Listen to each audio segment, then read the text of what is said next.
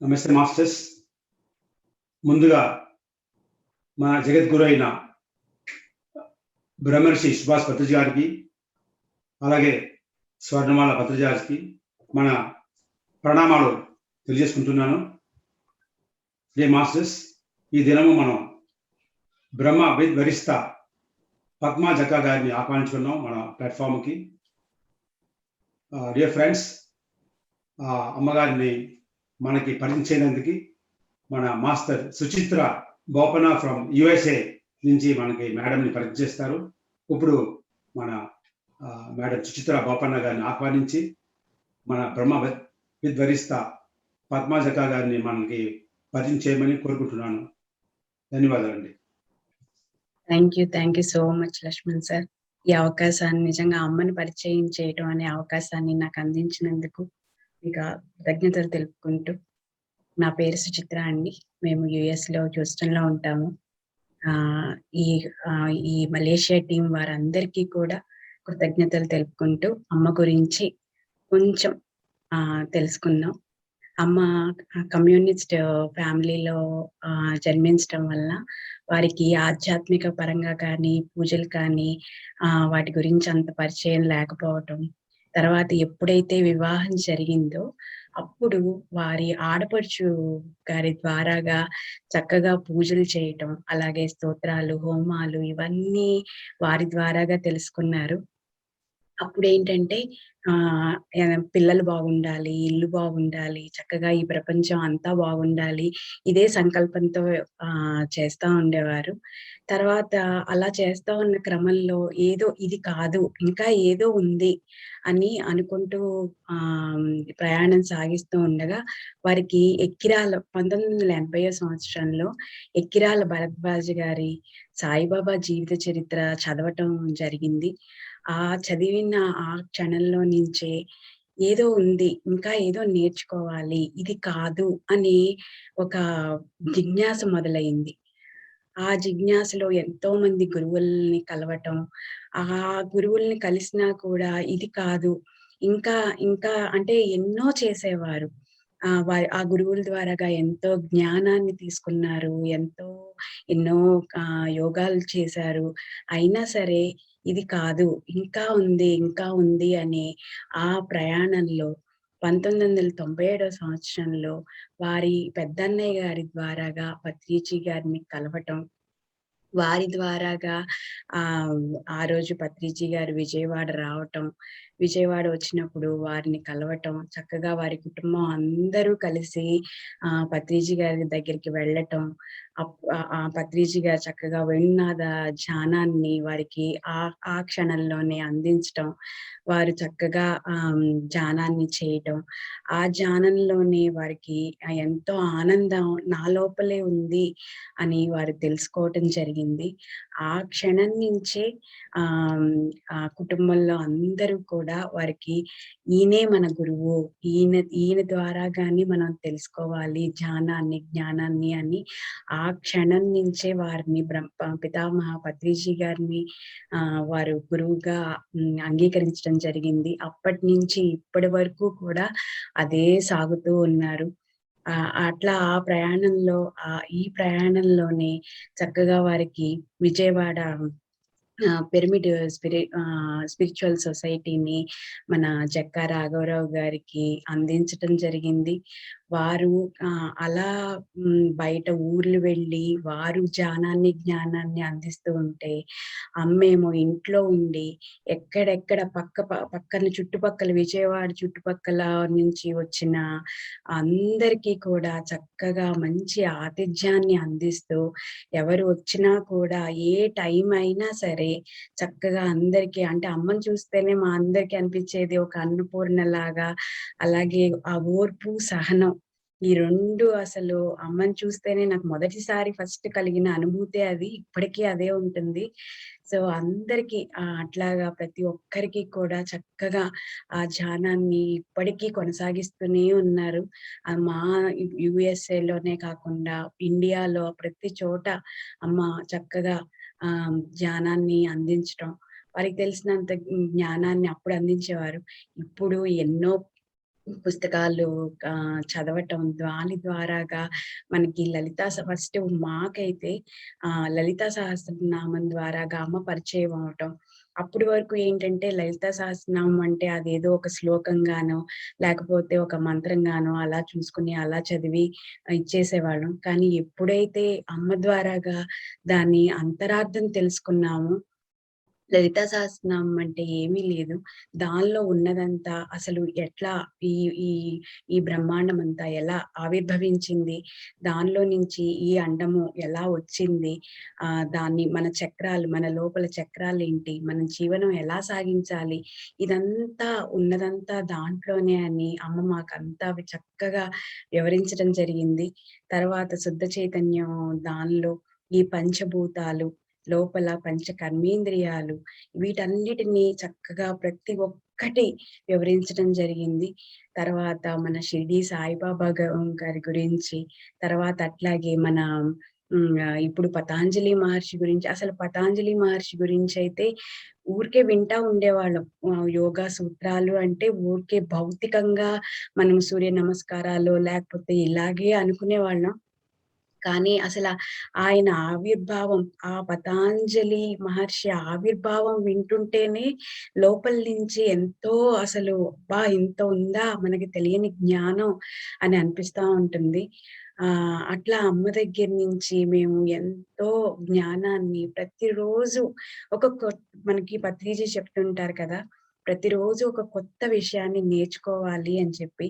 అట్లా మేము ప్రతిరోజు కూడా ఒక్కొక్క కొత్త విషయాన్ని నేర్చుకుంటూ, ఇంకా అది నేర్చుకోవటమే కాదు, అది మన జీవితం అంటే దీంట్లో ఎలా అమలు పరుచుకోవాలి, ఎలా ఉండాలి మన జీవిత పయనంలో.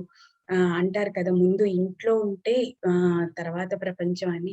ఫస్ట్ అట్లా మన భర్త, పిల్లలతో, వారితో ఎలా ఉండాలి, ఎలా చేసుకోవాలి, ఎలా మలుచుకోవాలి అని ప్రతిరోజు మాకు చక్కగా ఒక వేలు పట్టి నడిపిస్తూ ఎంతో చక్కటి జ్ఞానాన్ని మాకు అందిస్తున్నారు.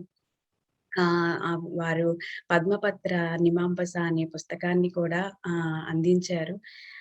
ఈ ఈ ఈ ప్రయాణంలో ఇప్పుడు పతాంజలి యోగ సూత్రాలు పద్మా చెక్క ఛానల్ ద్వారాగా చక్కగా ఇప్పటికి ఒక 40 రోజులు నుంచి ఈ ప్రయాణం సాగుతూ ఉంది.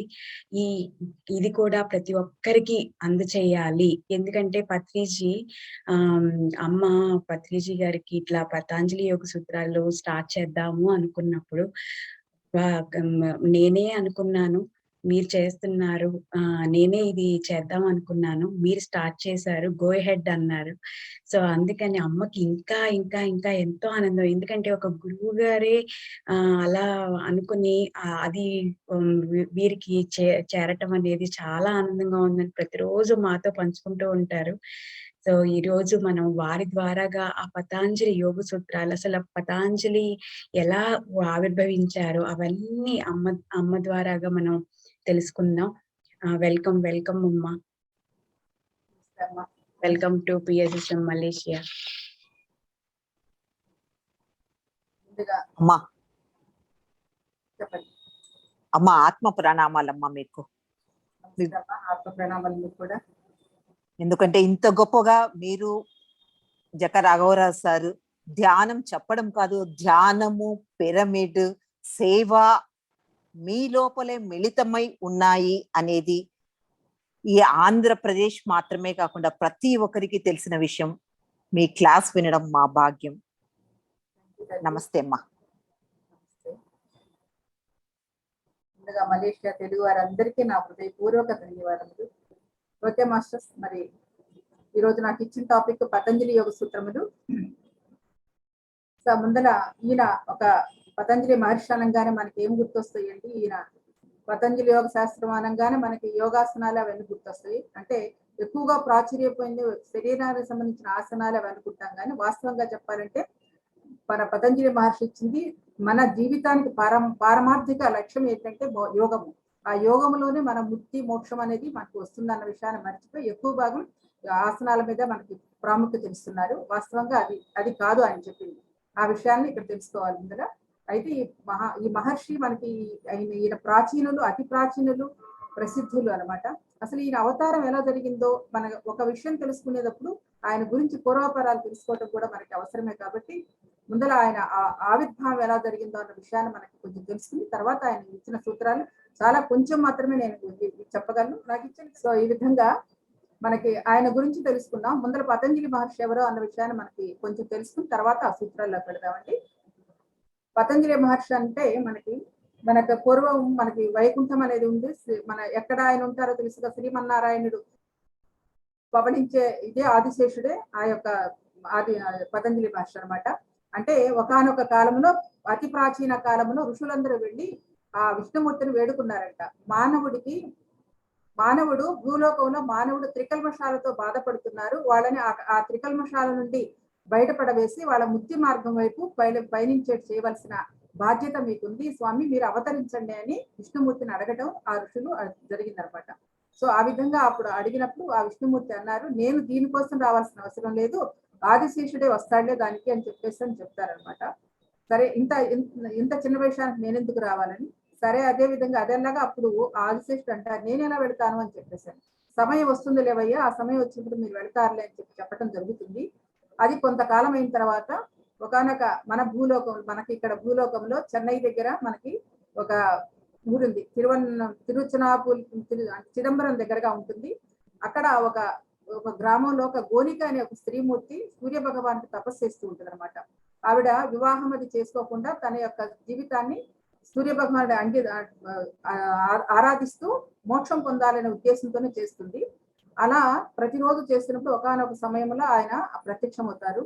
అప్పుడు అడుగుతుందన్నమాట, అంటే స్త్రీ కాబట్టి తనకు ఒక వాంఛ అనేది, మాతృమూర్తి అనే ఒక కోరిక ఉంది, నాకు ఒక మంచి బిడ్డనివ్వు. అది కూడా ఎలా అడిగిందంటే, యుగ యుగాల పర్యంతము గుర్తుంటే ఒక బిడ్డని నాకు ప్రసాదించు అని చెప్పి ఆ సూర్య భగవాను అడగటం జరిగిందండి. అప్పుడు ఆ సూర్య భగవాను తదాస్తు అనటము. ఇది ఇక్కడ జరుగుతున్న సమయంలోనే ఆ వైకుంఠములో శ్రీ మహావిష్ణువు అతి ఆనందంగా చాలా తేలికగా నవ్వుతూ ఎక్కడో యోగ నిద్రలో మహా ఆనందంగా ఉన్నాడట. ఆ ఆనందానికి ఆ యొక్క తల్పం, శేషుడు యొక్క తల్పం ఇలా ఊగిపోతుందంట. ఏమిటి స్వామి, ఏమైంది, అంత ఆనందంగా ఉన్నారు, ఏం జరిగిందని చెప్పి అలా పలకరించాడు ఆదిశేషుడు మహావిష్ణువుని. అప్పుడు చెప్తున్నారంట, భూలోకంలో ఆనంద తాండవాన్ని చూస్తున్నాను, శివపార్వతులు ఎంత అద్భుతంగా ఆనంద తాండవం చూసి తీరవలసిందే, కళ్ళు నోటితో చెప్పలేను, ఆ కళ్ళతో దర్శించవలసిందే అని చెప్పి అంత అమోఘంగా ఆయన చెప్పడం అనేది జరిగింది. అవునా, అలాంటిది నేను కూడా చూడవచ్చా స్వామి అని అప్పుడు అడగటం, ఎందుకు చూడకూడదు, వెళ్ళవయ్యా అని చెప్పేసి అనటం.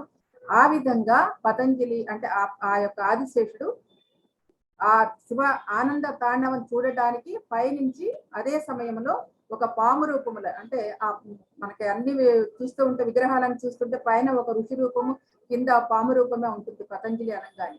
సో ఆ విధంగా ఆయన ఒక పాము రూపంలో వచ్చేసి ఈ గోనిక తల్లి ఆ సూర్య భగవానుడికి అర్ఘ్యం అర్పించే సమయంలో ఆ అంజలిలో పడటం అన్నదే జరుగుతుంది అనమాట. పత అంటే ఆకాశము, అంజలి అంటే ఈ ఘటించిన దానిలో అంజలిలో పడటం, అందుకని పతంజలి అనే పేరు వచ్చింది. అంటే ఆదిశేషుని యొక్క అంశాన్ని అనేది మనకి ఇక్కడ ఆవిర్భావం జరిగింది.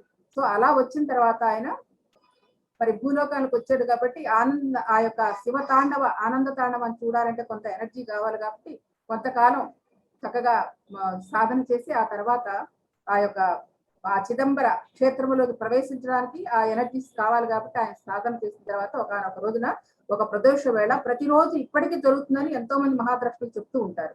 సో ఆ ఆనంద తాండవాన్ని చూడటానికి ఆయన వెళతారు. వెళ్ళినప్పుడు శృంగి భృంగి గణాలు అన్ని కూడా ఒక పక్కన అలా ఉంటాయి, అందరు చెరువు పక్కన ఉండి వాయిద్యాలు వాయిస్తూ ఉంటారు అనమాట.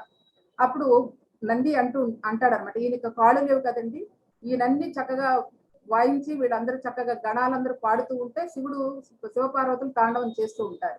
చూడు మీకు కాళ్ళు లేవు, మేము ఎంత ఆనందంగా ఉన్నాం అని చెప్పేసి ఒక వెటకారంగా నంది ఆ పతంజలిని అనటంతో కొంచెం బాధపడతాడు అనమాట. సో ఆ బాధతో అతను ఏం చేస్తాడు, సరే మీకు అన్ని ఉన్నాయి, నాకు నోరిచ్చాడు కదా భగవంతుడు అని చెప్పి ఆయన చరణ శృంగ రహితం అని 9 స్తోత్రాలతో నటరాజ స్తోత్రం అని ఆ యొక్క స్తోత్రాన్ని రచించి అక్కడే పాడాడు అనమాట ఆయన. అప్పుడు దానికి శివుడు ఆనందపడిపోయి ప్రత్యక్షమై తర్వాత నువ్వు చాలా బాగా పాడావని ఆనందించేసి నీకు డాన్స్ చేయాలని ఉందా నాతోటి అని చెప్పేసి అడుగుతాడు అనమాట. అలాగే అని చెప్పేసి అనగానే, అందుకనే మనకి నటరాజ విగ్రహాలు ఇలా కాలు ముందుకు పెట్టుకుంటే పాము చుట్టుకుని ఉంటుంది చూడండి, అది అసలు విషయం. సో ఆ విధంగా ఆ పాము వెళ్ళి ఆయన కాలుకు చుట్టుకుని ఆయనతో పాటు ఆయన కూడా ఆ తాండవాన్ని దర్శించి ఆనంద పడ్డాడు. అది భూలోకానికి రావడానికి ఒక కారణం. అయితే అసలు కారణం ఏంటి? ఆ ఋషులు ఏమని అడిగారండి? మానవుల యొక్క త్రికల్మషాలను శుద్ధి చేయాలి, వాళ్ళని మోక్ష మార్గంలో పంపించాలి అని అన్నప్పుడు నేనెందుకయ్యా ఆదిశేషుడే వస్తాడులే అన్నారు కదా. సో అది మూల కారణం. సో అవతారానికి ఈయన అలా ఇక్కడ భూమి మీద అవతరించడానికి ఆ కారణాన్ని పెట్టుకుని ఈ భూమి మీద ఆ పతంజలి మహర్షి అవతరించడం జరిగింది. తద్వారా ఆ త్రికల్మషాలు ఏమిటి అంటే మనస వాచ కర్మణ. త్రికల్మషాలు అంటే మనసు, శరీరము, వాక్కు కూడా శుద్ధి అవ్వాలి. ఈ మూడిటితోనే మానవులు బాధపడుతున్నారు అనే విషయాన్ని చెప్పారు కదా ఋషులు. సో ఆ విధంగా ఆయన భూలోకానికి వచ్చిన తర్వాత ఆనంద తాండవాన్ని దర్శించి ఆయన ఆనందం పొందిన తర్వాత ఈ యొక్క కార్యక్రమానికి శ్రీకారం చుట్టారు. అప్పుడు ఆయన ఏం చేశారు? 3 శాస్త్రాలను రచించారు. ఒకటి పతంజలి యోగ సూత్రాలు, అదే రాజయోగ మార్గం. తర్వాత వైద్య శాస్త్రము, తర్వాత వ్యాకరణ శాస్త్రం. ఈ మూడు అంట. అంటే పతంజలి రాజయోగ శాస్త్రము మనసుకు సంబంధించింది, మరి వ్యాకరణ శాస్త్రం వాక్కుకు సంబంధించింది, వైద్య శాస్త్రము శరీరానికి సంబంధించింది. సో ఈ మూడిటిని కలుపుకొని చక్కగా 3 శాస్త్రాలు రచించి ప్రజలకు అందించారు. సో ఆ మూడిట్లో బాగా ప్రాచుర్యం పొంది పతంజలి యోగ సూత్రములే. సో ఈ పతంజలి యోగ సూత్రముల్లో మనకి ఎలా ఉండాలి ఏంటి అన్నదాన్ని కూడా చాలా చక్కగా చెప్పారండి. మిగతా 2 సూత్రాలు ఇంకా సమయం ఎక్కువ ఉంటుంది కాబట్టి దాని గురించి నేను ఎక్కువ ఎత్తుకోవడం లేదు. అవి వైద్య శాస్త్రము, వ్యాకరణ శాస్త్రం చాలా అద్భుతంగా చెప్పారు. ఈ పతంజలి యోగ సూత్రములో ఇది 4 భాగాలుగా విభజించబడింది. ఆ 4 భాగాలు ఏంటి? మొదటిది సమాధి పాదము, రెండవది సాధనా పాదము, మూడవది విభూతి పాదము, 4వది కైవల్య పాదం. ఈ 4 పాదాలని మన పతంజలి మహర్షి రచించారు. సో 4 పాదాల మొదటి పాదములో సమాధి పాదములో మన సాధన చేస్తుంటే మనకు అడ్డం వచ్చే ఏమిటో అన్న విషయాల గురించి చక్కగా 51 సూత్రాలతో రచించారండి.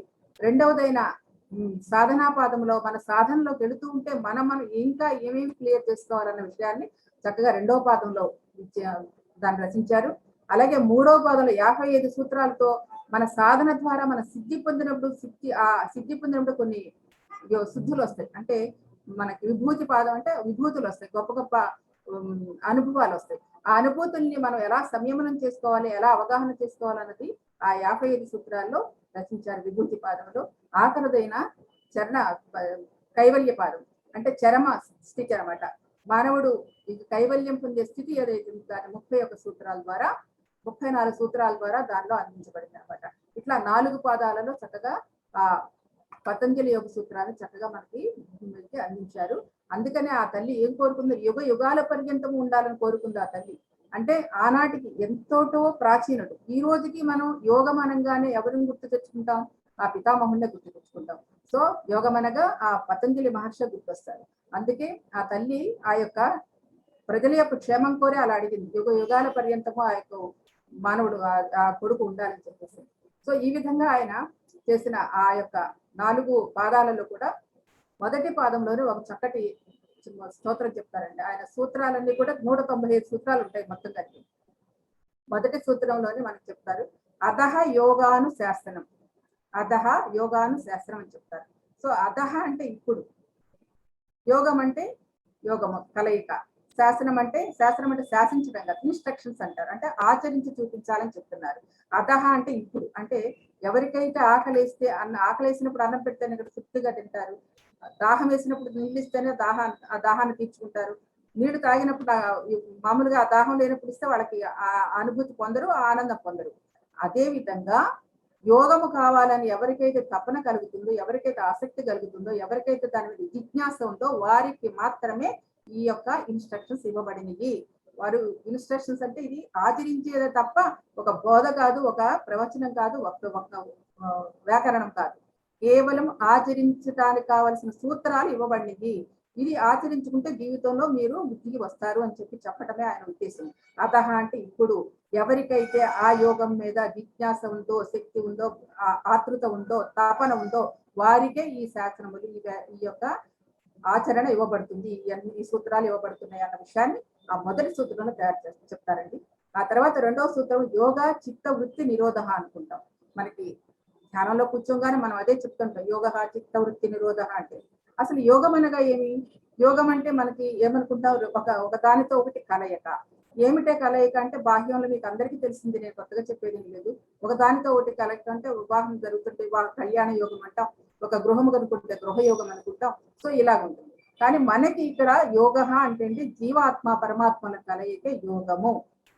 సో ఈ రెండింటి కలయిక కోసమే, అంటే జీవాత్మ పరమాత్మల కలయిక ఎలా జరుగుతుంది అన్నది దానికి అక్కడ దాకా తీసుకెళ్ళడానికి ఆ ఆత్మ పరమాత్మ ఏకత్వం అవడానికి కావలసిన విషయాలు సూత్రాలే మనకి ఇవ్వబడింది. అది యోగం అంటే. యోగం అంటే బ్యాలెన్స్, అంటే మన ఇంద్రియాలని వీటిని కూడా ఎలా బ్యాలెన్స్ చేసుకోవాలి, మన మన ఆ కాన్షియస్ ఆ చైతన్యంతో ఎలా ఉండాలన్నదే ఇక్కడ ఈ సూత్రాల ద్వారా తెలియచెప్పబడింది. సో యోగం అంటే కలయిక అని అర్థం. సో తర్వాత చిత్త వృత్తి నిరోధ అంటారు. చిత్త వృత్తి నిరోధ అంటే మనకి చిత్తమును నిరోధించుకోవాలని చెప్తాం, కానీ వాస్తవంగా ఏంటంటే మనకి వృత్తులు అంటే విషయములు. ఏమిటా విషయములు? మనకి ఈ 5 సెన్సెస్ ఉన్నాయి, 5 ఆర్గాన్స్ ఉన్నాయి కదండి, కన్ను, ముక్కు, చెవి, ఇవన్నీ. సో వీటి ద్వారా మన బాహ్య ప్రపంచంలోకి వెళ్ళి బాహ్య ప్రపంచంలోని విషయాలన్నింటినీ మనం సేకరించుకుని, ఆ సేకరించిన విషయాన్ని మన లోపలికి తీసుకుని, ఆ విషయాలతోటి మన చిత్తాన్ని కల్పించుకుంటున్నాం. ఆ చిత్త మనసు చాలా చంచలం అవుతుంది. వాస్తవంగా చిత్తం అంటే చాలా అర్థం లాంటిది, చలనం లేనటువంటిది. ఎలా అనేది అంటే ఒక ఎగ్జాంపుల్ చెప్పాలనుకుంటే, ఆ యొక్క అర్థంలో మనం అలంకరణ చేసుకుంటూ ఉంటే మనం అలంకరణ చేసుకుంటాం, కానీ అర్థం ఏం చేస్తున్నా అర్థం అలాగే ఉంటుంది కదా, మనం ఏది చేస్తే అలా ఎలా ప్రతిఫలిస్తుందో. సో ఆ విధంగా ఆ చిత్తం అనేది అర్థం లాంటిది. మనం చేసే ఈ వృత్తులు, ఈ విషయాలు, ఈ వాసనలు ఏవైతే మన బాహ్య ప్రపంచం తీసుకెళ్లే విషయాలు ఉన్నాయో అవి ఆ చిత్తములో ప్రతిఫలించి మనకు వస్తున్నాయి తప్ప, అంతే చిత్తము ఎప్పుడు కూడా అద్దము లాంటిదే, శుద్ధమైనదే, స్ఫటికము లాంటిదే అని చెప్తున్నారు అనమాట. ఇది అంటే వృత్తులు నిరోధించుకోవాలి. ఆ నిరోధం ఎలా జరగాలి అని అంటే, అప్పుడు నిరోధం అని అంటే ఆ నిరోధించుకోవడం కూడా చక్కగా ఒక పాయింట్ లో చెప్పారు. ఒక నది మన ప్రవాహం జరుగుతుంది అనుకోండి, ఆ ప్రవాహం అలా ఫ్లో అవుతూ ఉంటుంది. అది మొదటి దశ. రెండవ దశ వచ్చేటప్పటికి ఆ ప్రవాహాన్ని అడ్డకట్ట కట్టడానికి ఒక ఆనకట్ట కడతారు, అది రెండవ దశ. ఇక మూడవ దశ వచ్చేటప్పటికి ఒక వాటర్ ని స్టాగ్నెట్ నిలబెట్టేస్తారు, ఎక్కడ కదలకుండా, అది మూడవ దశ. అంటే మొదటిది ఆ ప్రవాహం లాగా వెళ్ళేది ప్రత్యాహారము, రెండవది ఆ యొక్క ఆనకట్ట కట్టిన ఆ నీటిని నిలవబెట్టేది ధారణ ధ్యానము, మూడవది స్టాగ్నెట్ చేసి అలా ఉంచేదేమో సమాధి. సో ఇలా ఈ విధంగా ఈ నిరోధించుకోవాలి ఆ వృత్తుల్ని. ఏ వృత్తులండి? ఈ యొక్క సెన్సెస్ తోటి మన యొక్క పంచేంద్రియాలతోటి ఏవైతే మనం చూస్తున్నామో, మాట్లాడుతున్నామో, వింటున్నామో, స్పర్శభూత అనుభూతి చెందుతున్నామో, వాసన చూస్తున్నామో, ఈ విషయ వాసనలన్నింటినీ కూడా మన చిత్తములోకి వెళ్లకుండా నిరోధించుకునే పద్ధతి ప్రత్యాహార, ధారణ, ధ్యాన, సమాధి అని చెప్పి చక్కగా ఆ నదిని ఉపయోగించి అలా చెప్పారండి. ఇది తర్వాత అలా ఎప్పుడైతే మనం తదాద్రష్ట స్వరూపే అవస్థానమో, ఎలా ఎప్పుడైతే మనం ఉంటున్నామో, అంటే ఆ విషయాలు చిత్తవృత్తి నిరోధం చేసుకున్నప్పుడు తదాద్రష్ట స్వరూపే అవస్థానం, అంటే ద్రష్ట అంటే మన లోపల ఉన్న ఆత్మతో స్వరూప స్థితి. మన స్వరూపం ఏంటంటే స్వచ్ఛమైనది, క్రిస్టల్ క్లియర్ గా ఉంటది. ఒక స్ఫటికం ఎలా అయితే ఉందో అంత స్వచ్ఛమైనది, అంత శుద్ధమైనది. అలా మన స్వరూపం ఉంటుంది. తదా ద్రష్ట స్వరూపే అవస్థానం అంటే మన అవస్థ, మన స్వరూప స్థితిలో ఆ స్థితిలో ఉండగలము అని చెప్తాను అనమాట. సో ఇలాగా దానికి మనకి ఏమడ్డం వస్తున్నాయో, ఉత్తయ పంచతయ క్లిష్ట అక్లిష్ట అన్నారు. అంటే 5 క్లిష్టములు అక్లిష్టములు, అంటే బాధాకరమని కొన్ని ఉంటాయి, మనం చేసుకునే కొన్ని కష్టమైన పనులు ఉంటాయి. ఊరికి అనుకోకుండా మనమే ఏదో ఒకటి ఏర్పాటు చేసుకుంటాం, కొన్ని కష్టమైన ఉంటాయి. ఈ క్లిష్ట అక్లిష్టములు ఏవైతే ఉన్నాయో అవి 5 ఉన్నాయి అని చెప్తున్నారు. 5 ఏంటి? ప్రమాణ విపర్యయ వికల్ప నిద్రాస్మృతయ, అంటే 5 ప్రమాణాలు ఉన్నాయి చెప్తున్నారు. అంటే మనకి ఇబ్బంది పడే సాధనలో మనం ముందుకెళ్తుంటే ఈ విధంగా మనకు అడ్డం పడే ఏంటంటే ప్రమాణము, విపర్యము, వికల్పము, నిద్ర, స్మృతి అని. సో ఈ ప్రమాణం అంటే ఏంటి? ప్రమాణం అంటే విపర్యం అంటే right knowledge and wrong knowledge అంటారండి. అంటే ప్రమాణం అంటే భౌతిక పరంగా అన్ని కొలతలు అవన్నీ చెప్పుకుంటాము, కానీ ఆధ్యాత్మిక పరంగా చెప్పాలంటే మనకి ఆ యొక్క సృష్టి వేదముల సారమంతా కూడా ఈ సృష్టిలోనే ఇచ్చింది. ఈ సృష్టిలో ఉన్న ఈ యొక్క ప్రకృతిలో ఉన్న సమస్త జ్ఞానము మనం తీసుకోవడానికి సిద్ధంగా ఉందన్నమాట. అంటే వేదముల యొక్క మూలం అంతా కూడా మన ప్రకృతిలో ఉంది, దాని నుండి మనం ఒక్కొక్కటి సంపాదించుకోవచ్చు అని చెప్పేసి అది చెప్తున్నారు. ఆ విధంగా మనకి ఆ యొక్క జ్ఞానాన్ని సంపాదించుకోవచ్చు. ప్రమాణం అంటే ఇంకా చాలా ఉంటుందంటే చాలా సింపుల్ గా టచ్ చేస్తున్నారు అని చెప్పేది. విపర్యం అంటే ఒక ఎలా అంటే రాంగ్ నాలెడ్జ్, అంటే ఇంచుమించు చెప్పాలంటే మనం అజ్ఞానంలో నుంచి జ్ఞానం నేర్చుకుంటాం. అంటే మనకి ఆ ఒక ఒక వస్తువుని తెలుసుకోవాలంటే దాని చుట్టూ ఉన్న ఏదైతే ఉందో ఆ అజ్ఞాన దశలో నుంచే మన జ్ఞానంలోకి ప్రవేశిస్తాం. వాస్తవం చెప్పాలంటే మనం అందరం అజ్ఞానంలో కాపురముంటున్న వాళ్ళమే. దానిని మనం సాధన ద్వారా, సజ్జన సాంగత్యాల ద్వారా, జ్ఞానము ద్వారా అర్థం చేసుకుంటూ దాన్ని ఒక్కొక్క పొర విడదీసుకుంటూ ముందుకు వెళుతూ ఉంటేనే ఆ విపర్యం అనేది పోతుంది. ఒక ఎగ్జాంపుల్ ఏం చెప్పాలంటే, ఇప్పుడు మనకి ఇది శరీరము, ఈ శరీరము ఈ యొక్క పంచభూతములతో తయారైంది. ఈ లోపల పంచభూతములేనా ఇది శరీరం అంటే? కాదు కదా. లోపల ఏముంది? ఒక రక్తము, మాంసము, అస్థికలు ఇవన్నీ ఉన్నాయి. అవి శరీరమా? అది కాదు. ఇంకా లోపలికి వెళితే సప్త ధాతువులతో ఉంది. అది శరీరమా అంటే కాదు. ఇంకా శరీరం ఇంకా లోపలికి వెళితే అణువులు, పరమాణువులు ఉంది. అవి శరీరం అంటే అది కాదు. ఇంకా ఏది? అలా లోపలికి వెళ్ళగా ఒక్కొక్కటి చూసినట్టే ఆ అణువులు, పరమాణువులలో ఉన్న మహత్ శక్తి ఏదైతే ఉందో ఆ శక్తి స్వరూపమే. ఆ మహత్ అనేది ఏదైతే ఉందో, ఆ శూన్య స్థితి ఏదైతే ఉందో దానిలో ఉన్న ఆ శక్తియే అని చెప్పేసి అలా విపర్యం అంటే విడదీసుకుంటూ వెళ్ళటం. అంటే ఈ ఇందాక చెప్పాను అజ్ఞానం అని. సో అజ్ఞానాన్ని మనం ఇలా ఒక పొరలుగా విడదీసుకుంటూ వెళ్తుంటే మనకు అసలైన సత్యానికి మనం దగ్గరగా వెళతాం. మనకి పత్రి గారు ఎన్లైటన్మెంట్ అవర్ లో చూపించారు థింకింగ్ డెస్టినీ అంటే. దానిలో ఇదే ఒక ఇద్దరికి జరిగిన సంభాషణ జరిగింది. ఎవరికి? మన చంద్రశేఖర్ గారికి పత్రి గారికి జరిగిన సంభాషణలో. సో ఇదండి విపర్యం అంటే. ఆయన అది చెప్తుంటే నాకు ఇది గుర్తొచ్చింది. ఎంత బాగా చెప్పారు అంటే, పతంజలి యోగ సూత్రాలు ఒక ప్రాచీనమైనవి. ఇప్పుడు మనకు వచ్చిన ఈ యొక్క కొత్త పుస్తకాలలో ఉన్నది నాలెడ్జ్ ఏంటంటే అదే, ఇది సనాతనమే సనూతనము. పత్రికతో డిస్కస్ చేస్తే కూడా అదే అనిపించింది. సో ఈ విధంగా మనం ఒక్కొక్క దాన్ని విడదీసుకుంటూ వెళ్ళటం విపర్యము అని చెప్తున్నారు. అలాగా విపర్యము, వికల్పం అంటే సంకల్పం లేని వికల్పం. అంటే ఎప్పుడు కూడా ఒకటి అనుకుంటే ఇంకోటి చేస్తాం కదండి, అలాంటిది. సో నిద్ర అనేది ఎలా ఉంటుందండి మనకు? అసలు ఆ నిద్రాస్థితి మనకి ఎరుపు కలిగి ఉంటే ఎంతో అద్భుతం. సహజంగా నిద్ర అనగా ఏంటంటే మనకి యొక్క మనసుకి ప్రకృతికి కలిగిన కాసేపు విరామం అనమాట. మనకు తెలియకుండానే ప్రకృతి ఇచ్చిన వరం నిద్ర. మనకి తెలిసి మన సాధన ద్వారా, మన అభ్యాసం ద్వారా ఆ నిద్రాస్థితిని ఎరుకోగలిగితే జయించే స్థితే ధ్యానము. అది మన ఎరుకుతో మనం సంపాదించుకుంటాము, అది ధ్యానము, సమాధి స్థితి అవుతుంది. ఇది ప్రకృతి ఇచ్చింది, ఇది ఒక సమాధి. అంటే ఇది ప్రకృతి ఇచ్చిన వరము, మన సాధనకు సంపాదించుకునేది సమాధి స్థితి. సో ఈ సమాధికి నిద్రకి చాలా దగ్గర సంబంధం ఉంది. ఇక్కడ ఎరుకు లేకపోవడం అది, అక్కడ ఎరుకుతో ఉండటం అన్నది ఇక్కడ జరిగేది. సో ప్రతిదీ ఆ నిద్రావస్థలో సమాధి స్థితి అంటే ఆ స్థితిలో ఎరుకుతో ఉండాలి. నిద్ర కూడా ఎరుకు కలిగి ఉండాలి. తర్వాత సూత్రాల్లో చక్కగా చెప్తారు, నిద్రను కూడా ఎరుకుతో జయించవలసిందే అని చెప్పేసాను. సో ఆ విధంగా అది స్మృతయాహ అంటే మనకి అనేక విషయాలు మన లోపల సబ్ కాన్షియస్ మైండ్ లో అలా ప్రింట్ అయిపోయి ఉంటాయి. అది అప్పుడప్పుడు అవసరం వచ్చినప్పుడు మన లోపల నుంచే గుర్తు వస్తూ ఉంటాయి అన్నది మనందరికీ తెలిసిందే. అది స్మృతయ అంటే స్మరించడం. స్మృతిలో అంటే లోపల గుర్తులుగా ఉన్నాయి అని చెప్పేసాను. సో ఇదంతా మనకి ఎలా నేర్చుకోవాలి ఏంటంటే, దానికి అభ్యాస వైరాగ్యాభ్యం తన్నిరోధ, అభ్యాసముల చేత వైరాగ్యము చేతే నిరోధించుకోవాలి. అంటే ఈ విషయ వాసనని, ఈ యొక్క మన మన మన విపర్యము, వికల్పము, నిద్ర, స్మృతుల్ని వల్ల జయించాలంటే అభ్యాసం ద్వారా జరగాలి. ఏమిటా అభ్యాసం అంటే? అభ్యాసం అంటే అది ఏదో కొంతసేపు చేసి వదిలేయటం కాదు. 1 గంట ధ్యానం చేసే, లేకపోతే 2 గంటల ధ్యానం చేసే, 3 గంటల ధ్యానం చేసే కాదు. ధ్యానం అనేది చేయటం అనేది ఒక అలవాటు అయిపోవాలి. 24 గంటలు మనం అదే స్థితిలో, అదే స్థితిలో ఉండటమే అభ్యాసము. అంటే మనకి చూడండి, మనకి ఈ యొక్క ఉచ్ఛ్వాస నిశ్వాసాలు మనకు తెలిసి నడుస్తుందా? మనం గమనించుకోకుండానే మన జీవితం మొదలైన కానించి మరణం వరకు జరుగుతుంది కదండి. ఏనాడైనా గమనిస్తున్నావా? సో ఈ విధంగా నిరంతరము సహచర్య తన యొక్క ప్రయాణం ఎలా సాగిస్తుందో దానిని గమనించుకుంటూ మన జీవన విధానంలో అన్ని డ్యూటీలు, అన్ని విషయాలు, అన్ని పనులు చేసుకుంటూనే దానిని గమనించే స్థితి నేర్చుకోవాలి. అది అభ్యాసం అన్నారు, అది వైరాగ్యం అన్నారు. సో ఎప్పుడైతే నువ్వు ఆ అభ్యాసం చేస్తూ ఉంటావో, వైరాగ్యం అంటే అన్నిటి యందు ఉంటూనే ఉండకుండా ఉండే స్థితి ఉంటుంది. అంటే ఎవరితో నువ్వు మాట్లాడుతున్నా, ఏ సంఘటన ఎందైనా, ఏ జీవితో అయినా, ఎవరితోనా నువ్వు అనుసంధానం చేసి మాట్లాడుతున్నప్పుడు నీకు ఆ ఎరుక కలిగి మాట్లాడాలి. ఏ ఎరుక? లోపల ఉన్న అంతరాత్మ.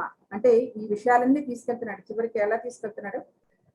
ఆ అంతరాత్మ దగ్గరే తీసుకెళ్తున్నాడు.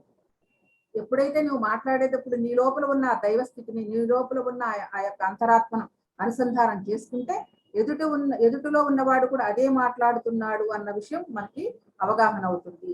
సరే, దానికి వెళ్ళాలి అంటే ఏం చేయాలి అంటే ఎత్ర తత్ర స్థితౌ యత్నో అభ్యాస, తత్ర స్థితౌ యత్నో అభ్యాస అంటే తత్ర అంటే ఆ విధంగా ఎప్పుడు ప్రయత్నం చేస్తూనే ఉండాలి. ప్రయత్నం అంటే మనం అనుకుంటాం ప్రయత్నం చేయడం అనుకుంటారు. ఆ ప్రయత్నం ఆయన ఎలా చెప్తున్నారంటే పతంజలి మహర్షి, మొదలు పెట్టినప్పుడు నీవు ఎంత ఉత్సాహంతో ఉన్నావో చివరాంతం వరకు అదే ఉత్సాహంతో పనిచేయడమే ప్రయత్నము అని చెప్పారండి. ఇది ప్రయత్నం అంటే మనం సాధనలో మొత్తం ఉత్సాహంగా చేస్తూ ఉంటాం, కొంతకాలం అయిన తర్వాత కొంచెం నిదానిస్తూ ఉంటాం. అలా కాదు, ఈ 24 గంటలు నువ్వు ఎప్పుడైతే ఆ స్థితిలో ఉండడం నేర్చుకుంటున్నావో ఆ ప్రయత్నం 24 గంటలు కూడా మనకు అదే అభ్యాసంతో ఉండాలి అని చెప్తున్నారు. సో ఆ విధంగా చేయాలి. ఎంతకాలం చేయాలి అని అంటే సతు దీర్ఘకాల నైరంతర్య సత్కారా సేవితో దృఢ భూమి అన్నారు. సతు దీర్ఘకాల నైరంతర్య సత్కారా సేవితో దృఢ భూమి. దృఢ భూమి అంటే గట్టిగా పడినప్పుడు భూమి ఎంత అయితే గట్టిగా ఉంటుందో ఆ విధంగా నీలో స్థిరత్వం వచ్చేంత వరకు, అసలు ఎంతకాలం అనే ప్రశ్న ఉదయించినంత వరకు చేయాల్సిందేనండి. ధ్యానము చాలా మంది అడుగుతూ ఉంటారు, ఎంతకాలం చేస్తే ఆ స్థితికి వస్తామండి అని. ఎంతకాలం చేస్తే వస్తామో మనకు తెలియదు, ఎవరి సంస్కారాన్ని బట్టి వారికి ఉంటుందన్న విషయం మనకు తెలుసు కదా. సో కాబట్టి సతు దీర్ఘకాల నైరంతర్య, ఎప్పుడు కూడా విరామం లేకుండా చేసుకుంటూ, సత్కారా సేవిత అంటే సత్కార్యములు, సత్కార్యములు అంటే మంచి పనులు చేస్తూ ఆ నిరంతరము ఎడబాటు లేకుండా అభ్యాసమునందు ఉంటూ ఉంటే దృఢ భూమికి నువ్వులో స్థిరత్వము కలుగుతుంది, దృఢత్వం కలుగుతుంది. అంతవరకు చేస్తూనే ఉండవలసిందే అని చెప్తున్నారు. అలా చేస్తూ సాధన చేస్తున్నప్పుడు భవ ప్రత్యయో విదేహ ప్రకృతి లయానం అంటే భవ ప్రత్యయం అంటే జనన మరణములు లేని స్థితి మనకి వస్తుంది అని. అంటే భవ ప్రత్యయం అంటే పుట్టుట జనన మరణ చక్రములు అంటే పుట్టడం మరణించడం చూసారా, అలాంటివి లేకుండా విదేహ ప్రకృతి లయానం అంటే ప్రకృతిలో లయమయ్యే వాళ్ళు అని కొంతమంది ఉంటారు, ప్రకృతిని ఆరాధించే వాళ్ళు కొంతమంది ఉంటారు, కొంతమందిని సగుణ ఆరాధన చేసేవారు కొందరు ఉంటారు. వీళ్ళందరూ కూడా మరలా జన్మ ఉందని నమ్ముతారు. అలా కాకుండా మనకి రెండూ దాటేసేసి ఎప్పుడైతే మనకి ఈ జనన మరణ చక్రం నుండి విడుదల అన్న విషయం మనకు అర్థమవుతుందో దాని దగ్గరికి వెళ్ళాలన్నమాట. దానికి ఏం చేయాలి? తీవ్ర సంవేగామాసన్న అంటే సాధన చేస్తూనే ఉండాలి, కానీ తీవ్రతరంగా ఉండకూడదు. అంటే ఉద్వేగం ఉండకూడదు, చేసే సాధనలో ఉద్వేగత ఉండకూడదు, టెంపర్మెంట్ అంటారు కదా, అలాంటివి ఉండకూడదు. చాలా స్మృదువుగా, చాలా మధ్యస్థంగా పత్రిసారి చెప్పారు మధ్య మార్గం అని. సో అదే పనిగా అది చేయకూడదు, అలానే వదిలేయకూడదు. మధ్య మార్గంగా చేస్తూ ఉంటే మన యొక్క ఈ యొక్క విషయాలన్నింటినీ కూడా మనం సరి చేసుకుంటూ మన యొక్క సెల్ఫ్ అనలైజ్ చేస్తుంది. ఎప్పటికప్పుడు మన మనసు బుద్ధి ఎలా ఉంటున్నాయో తెలుస్తుంది కదా. సో సెల్ఫ్ అనలైజ్ చేసుకుంటూ మనం నెమ్మదిగా ఆ యొక్క అభ్యాసం చేస్తూ ఉంటే తీవ్ర సంవేగామాసన్న, ఎప్పుడు సమయం ఆసన్నం అయితే అప్పుడు నీకు అది అందించబడుతుంది. ఏమిటా అందించబడేది? ఈశ్వర ప్రణిధానాత్మ. ఈశ్వర ప్రణిధానాత్మ అంటే ఆ యొక్క నీ లోపల ఉన్న అంతర్యామితో అనుసంధానం జరుగుతుంది. ప్రణిధానాత్మ అంటే శరణాగతి చెందటం. ఆ శరణాగతి ఎట్లా చెందడి? ఇంకా నీ లోపల నేనంటూ ఏమీ లేదు, మొత్తం శరణాగతి చెందే విధంగా నువ్వు శరణాగతి చెందినప్పుడు ఆ ఈశ్వరుడు అంటే ఎవరంటే నీ లోపల ఆత్మ, నీ లోపల చైతన్యము, నీ లోపల ఉన్న అంతర్యామిత్వంతో అనుసంధానం కలుగుతుంది. ఇలా సాధన చేసుకుంటూ వెళ్తుంటే తీవ్ర సంవేగామాసన్న అన్నారు. అంటే అలాంటి సమయము ఆసన్నమవుతుంది. ఆ సమయం ఆసనమైనప్పుడు నీ లోపల ఉన్న ఆ యొక్క అంతర్యామితో అనుసంధానం అవ్వగలవు అన్న విషయాన్ని చెప్తున్నారు. సో ఆ అనుసంధానం అయినప్పుడు అలా అనుసంధానం చేసుకోవడానికి ఇంకా మార్గాలు చాలా చక్కగా చెప్తున్నారు మన పతంజలి మహర్షి. సో అది ఏమిటంటే ఎలా ఆయన్ని మన అనుసంధానం చేసుకోవాలంటే ఇందాక నేను ఓంకారం తస్య వాచక ప్రణవ అన్నారు. అంటే తస్య వాచక ప్రణవం అంటే ఓంకారం అండి. మనకు అసలు ప్రణము అనగానే, ఓంకారం అనగానే మనకి ముందు పుట్టిందే, సృష్టిలో పుట్టిందే ఆ యొక్క శబ్దం. ఆ శబ్దమే ప్రణవం, అదే ఓంకారం.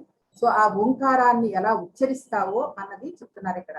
ఉచ్చరించే విధానం చెప్తున్నాడు, దాంతో ఎలా అనుసంధానం చేసుకోవాలని చెప్తున్నాడు మహర్షి గారు, పతంజలి మహర్షి.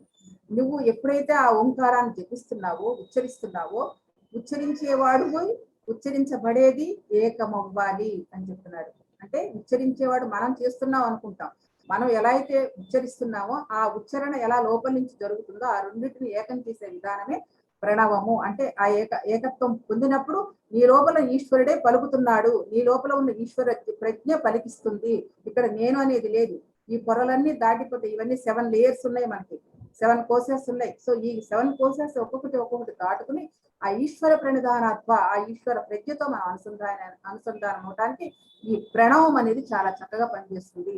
ఆ ప్రణవం మన లోపల నుంచి ఆ ఓంకారం జపిస్తూ ఉంటే అది మనకి అంటే జపిస్తూ మనం ఉచ్చరిస్తూ ఉండాలి, వింటూ ఉండాలి, ఆ లోపల ఉన్న దాంతో కనెక్ట్ అయి ఉండాలి. అంటే యూనివర్సల్ కాన్షియస్ తో కనెక్ట్ అవ్వటమే ఇక్కడ లింకప్ అవ్వటమే.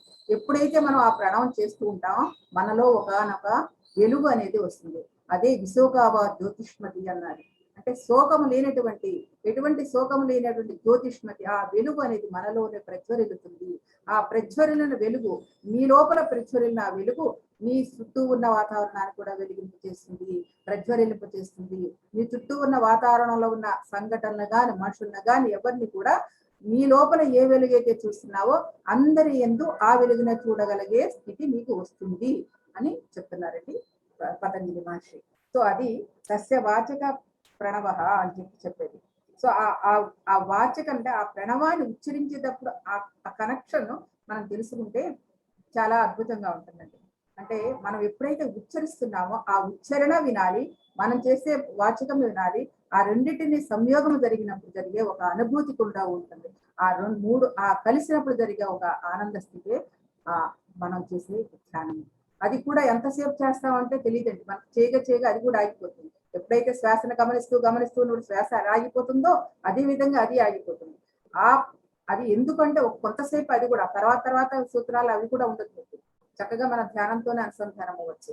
సో ఈ విధంగా మన లోపల ఆ జ్యోతిష్మతి, ఆ వెలుగుని, ఆ యొక్క జ్ఞాన స్వరూపాన్ని, ఆ ఈశ్వర ప్రజ్ఞని, ఆ అంతర్యామితో అనుసంధానం ఇవ్వటమే మనం చేయవలసిన విధానము. దీనికి ఆధారం సస్యవాచక ప్రణవ అని చెప్తున్నారండి. సో ఈ విధంగా మనకి తీసుకెళ్తూ ఉంటారు.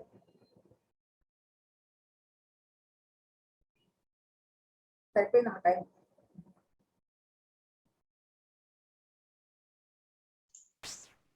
సరిపోయిందండి, టైం ఉందా ఇంకా?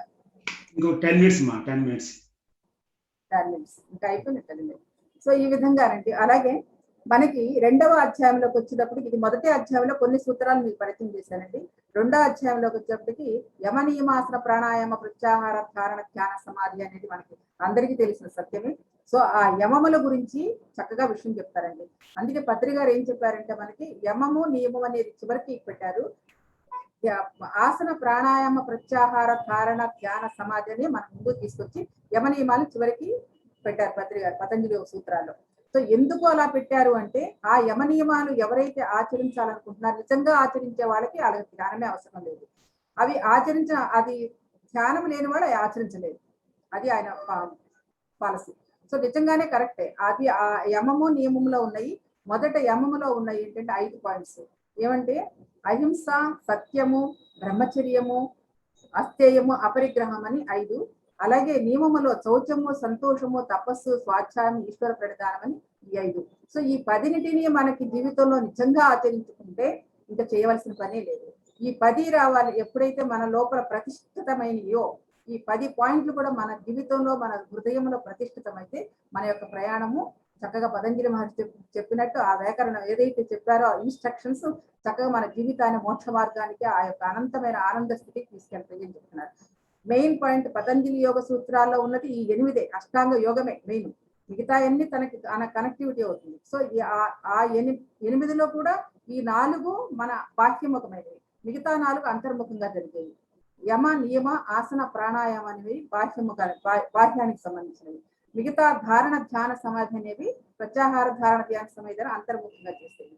సో ఈ 10 మనం ఎప్పుడైతే మనం మన జీవితంలో స్థిరపరుచుకున్నామో తద్వారా అంతర్ముఖంగా మనం పెద్దగా చేయాల్సిందే ఉండదు, ఆటోమేటిక్ గా మన అలా తీసుకెళ్తుంది. అంటే ఆ జీవ ప్రజ్ఞలోకి తీసుకెళ్తూ ఉంటుంది. ఈ 10 మనం చేయడమే చాలా కష్టమైన విషయం. అది ఎలా చేయాలన్నది చక్కగా ఒక్కొక్క సూత్రాన్ని గురించి విడమరిచి చెప్పాడంటే ఆయన. అహింస అంటే ఎలా ఉంటుంది, అహింస ప్రతిష్టాయాం ఎప్పుడైతే అహింసను ప్రతిష్ట చేసుకున్నావో నీలో ఆ స్థిరత్వం వస్తుంది. ఆ అహింస సత్యాన్ని ఎలా ప్రతిష్ఠ చేసుకోవాలి, బ్రహ్మచర్యాన్ని ఎలా ప్రతిష్ఠింప చేసుకోవాలి, అలాగే అస్థేయం ఎలా ప్రతిష్ఠింప చేసుకోవాలి, అపరిగ్రహం ఎలా చేసుకోవాలి. సో ఇలాంటి పాయింట్స్ అన్ని కూడా చాలా వివరంగా చక్కగా చెప్పారండి. వాటిని అన్నిటిని కూడా మన జీవితంలో ఆచరించుకుంటే ఈ 10 నియమాలను మనం ఎప్పుడైతే ఆచరిస్తామో ఆటోమేటిక్ గా మనకి ఆ ప్రత్యాహార ధారణ ధ్యాన సమాధికి మనం పెద్దగా కష్టపడవలసింది ఏమి లేదు. అది నిన్ను తీసుకెళ్లిపోతుంది అంతర్యామి దగ్గరికి, అది నిన్ను తీసుకెళ్లిపోతుంది లోపల ఆజ్ఞ ప్రజ్ఞ దగ్గరికి అన్న విషయాన్ని చాలా చక్కగా ఈ యొక్క పతంజలి యోగ సూత్రాల్లో అధ్యయనం చేస్తుంది నేను తెలుసుకున్న విషయాన్ని మీ ముందు కొద్దిగా పరిచయం చేశాను. మిత్రులకి ఈ అవకాశం ఇచ్చినందుకు నాకు మీ అందరికీ కూడా కృతజ్ఞతలు తెలియజేస్తున్నాను. ముఖ్యంగా మలేషియా తెలుగు వారికి, లక్ష్మణ గారికి, వారి టీం అందరికీ కూడా కృతజ్ఞతలు తెలియజేస్తున్నాను. అలాగే మరి ఈ ఏర్పాటు చేసిన సుచిత్ర మేడం కూడా నా యొక్క కృతజ్ఞత. Thank you masters. Thank you so much అమ్మా. అంటే చాలా తక్కువ టైంలో చాలా ఎక్కువ చెప్పారు. కాకపోతే ఏంటంటే ఫస్ట్ లైనే అత యోగానుశాసనం అనేది ఎవరికైతే అంటే దీని మీద జిజ్ఞాస ఎంత ఉంటే మనం ఆ జ్ఞానాన్ని ప్రతి నిమిషం అందిపుచ్చుకుంటూనే ఉంటాము అనేది ఆ ఫస్ట్ సూత్రం ద్వారాగానే మనం తెలుసుకోవటం జరిగింది. అట్లాగే మనము మా అమ్మ అన్నారు కదా అజ్ఞానం అని. అసలు ఆ అజ్ఞానం అనే ఒక వర్డ్ వినేసరికి అదేదో ఒక అంటే నా లోపల ఉందా అనే ఏదో ఒక భావం వచ్చేస్తుంది. అజ్ఞానం అంటే ఏమీ లేదు. ఈ లోపల ఏముందో అసలు ఆ తెలుసుకోవటం అంటే ఆ అంతర్యామిత్వం లోపలికి వెళ్ళటమే అనేది నిజంగా అమ్మ ద్వారాగానే తెలుసుకోవటం జరిగింది. లేకపోతే అది వరకు అజ్ఞానం అంటే అదేదో నన్ను తక్కువగా చులకనగా చూస్తున్నారేమో, అదేదో నాకు తెలియదేమో అన్నట్టుండేది. సో ఇట్లా ఎన్నో అంటే పతాంజలి యోగ సూత్రాల్లో ఎన్నో భలే మంచి మంచి వర్డ్స్ అన్నీ ఉన్నాయండి. ఎవరికైనా ఏమన్నా క్వశ్చన్స్ కానీ ఏమన్నా ఉంటే కనుక హ్యాండ్ రైజ్ చేయండి. సో హ్యాండ్ రైజ్ చేస్తే ఏదైనా క్వశ్చన్స్ ఉన్నా మీరు తప్పకుండా వాటి ద్వారాగా మీరు అమ్మ దగ్గర నుంచి తెలుసుకోవచ్చు.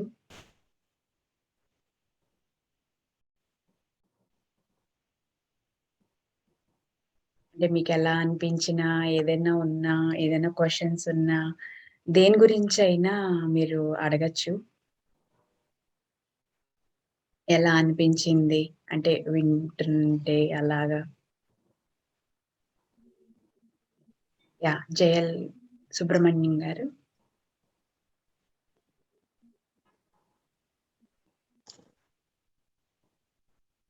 నమస్తే అమ్మా.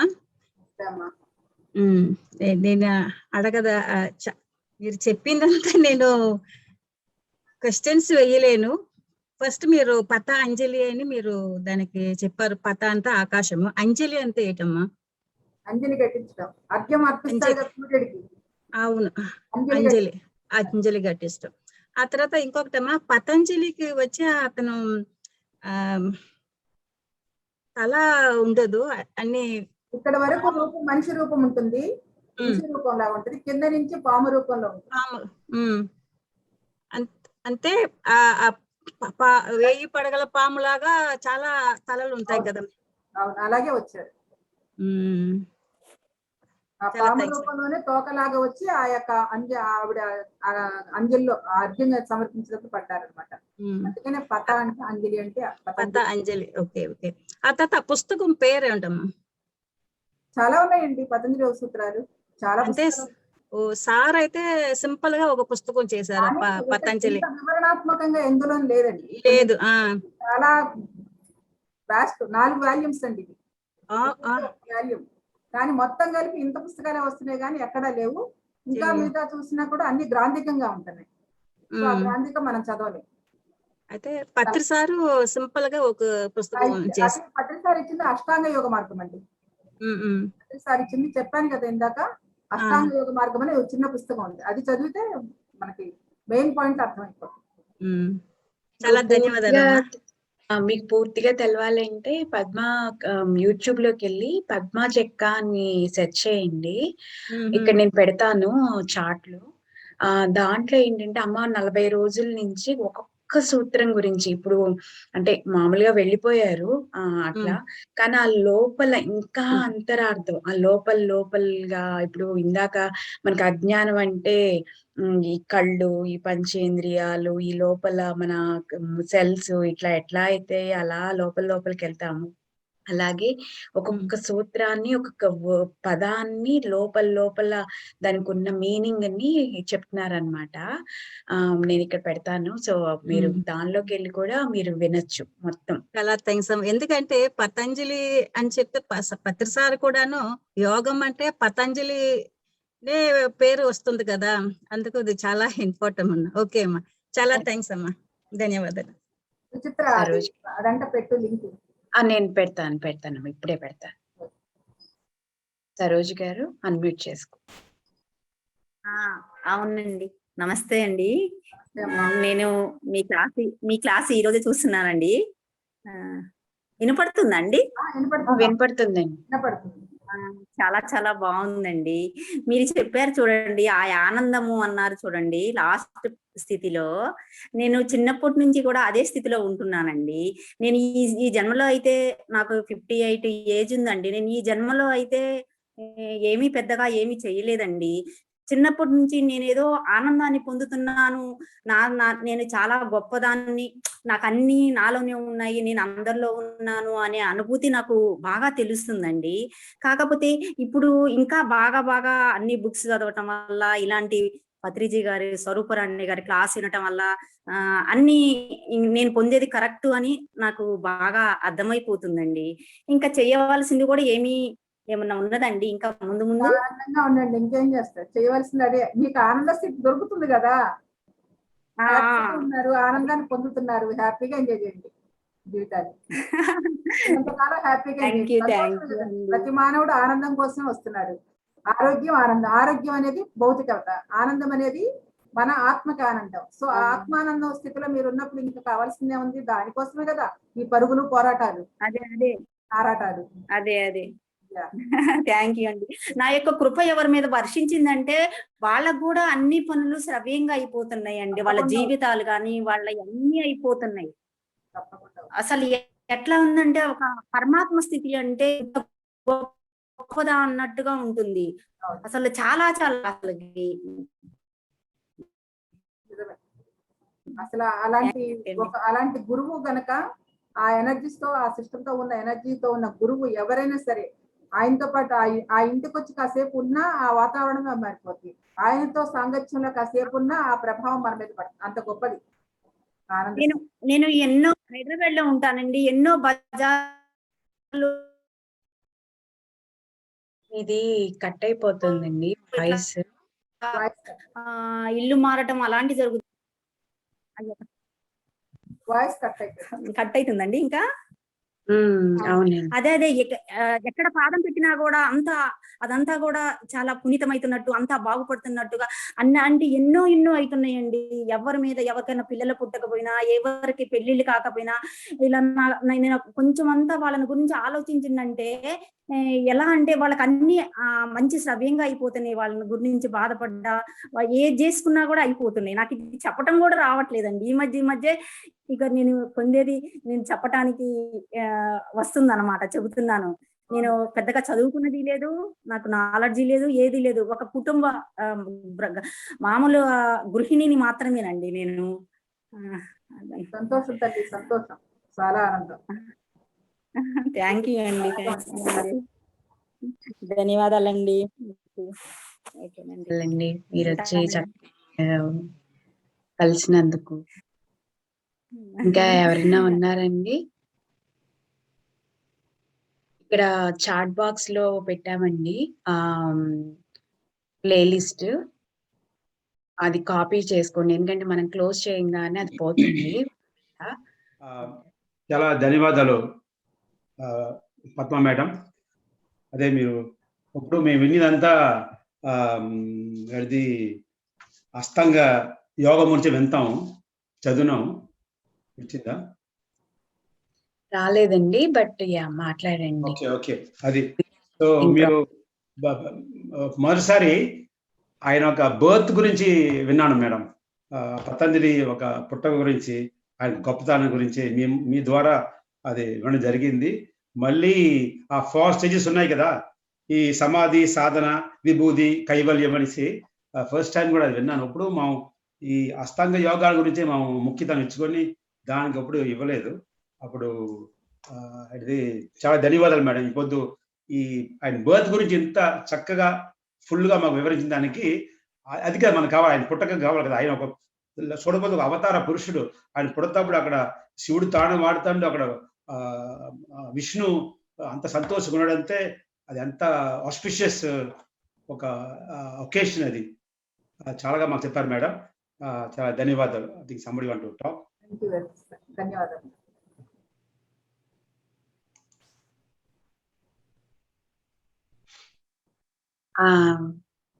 చంద్రరావు గారు అన్మ్యూట్ చేసుకోండి. కల్పన గారు అడుగుతున్నారు other classes how to join అని. ఇక్కడ చాట్ బాక్స్ లో పెట్టామండి. దానిలో చూడొచ్చు. అండ్ మేము ఒక అమ్మది వాట్సాప్ గ్రూప్ ఉంది. ఆ గ్రూప్ అది కూడా ఇక్కడ పెడతాము. సో యూ కెన్ జాయిన్ అండి. దాంట్లో కూడా యూ కెన్ జాయిన్. సో మీకు ఎప్పటికప్పుడు రోజు ఏం జరుగుతున్నాయని కూడా అప్డేట్స్ వస్తాయి. చంద్ర గారు చాలా చాలా చాలా ధన్యవాదాలు అమ్మా. మీరు ఈ యొక్క పతంజలి యోగా అంటే అడ్వాన్స్ లెవెల్లోనే మీరు మాకు బోధించారు. మరి మాస్టర్లు అందరూ పట్టేశారు. నానాటి ఇప్పుడే నేర్చుకుందని నేను కొంచెమే పట్టబడుతుంది. చాలా స్పీడ్ కూడా వెళ్ళారు మీరు. సో అన్ని చెప్పాలి కదా, పరిచయం చేయాలి కదా. అందువల్ల అక్కడక్కడ వదిలేసినాను. ఈ ధ్యాన మార్గం రాకముందు మనం ఒక భక్తి మార్గంలో ఉండేటప్పుడు రోజుకి ఓంకారం చెప్పి మనం పూజలు చేస్తాం. అయితే అప్పుడు తప్పకుండా ఎలాగా ఒక 3 చుట్లైనా దీర్ఘంగా ఓం చేసి దేవుని దర్శించడం, పూజించడం చించోళం. ఇప్పుడు 10 సంవత్సరాలకు ముందుకి మన లక్ష్మణ్జీ మమ్మల్ని ధ్యాన మార్గానికి తీసుకెళ్లారో పూజలు మానేసామమ్మా. పూజలు మానేసి ఆ ఓంకారం కూడా తప్పడం మానేసాం. ఏంటంటే అది ఉపాసన కదా. మనం ఒక ఇంచికి అవతల విపాసనకి వెళ్ళిపోవడం. విపాసన అంటే మరి ఊపిరి పీల్చడమే కదా. సో అందువల్ల ఒకేసిన ఇప్పుడు మళ్ళా తిరిగి మీరు ఈ యొక్క ధ్యానం ఆరంభించేటప్పుడు ఈ ఓం పలుకుతప్పుడు చాలా బాగుండేది మా. అంటే యోగ సూత్రాల్లో అదొక సూత్రం అండి. పతంజలి యోగ సూత్రాల్లో ప్రథమ పాదములో అన్ని 51 సూత్రాలు ఒక సూత్రం. అది చేస్తున్నప్పుడు అది మనం చెప్పుకోవాలి కదా.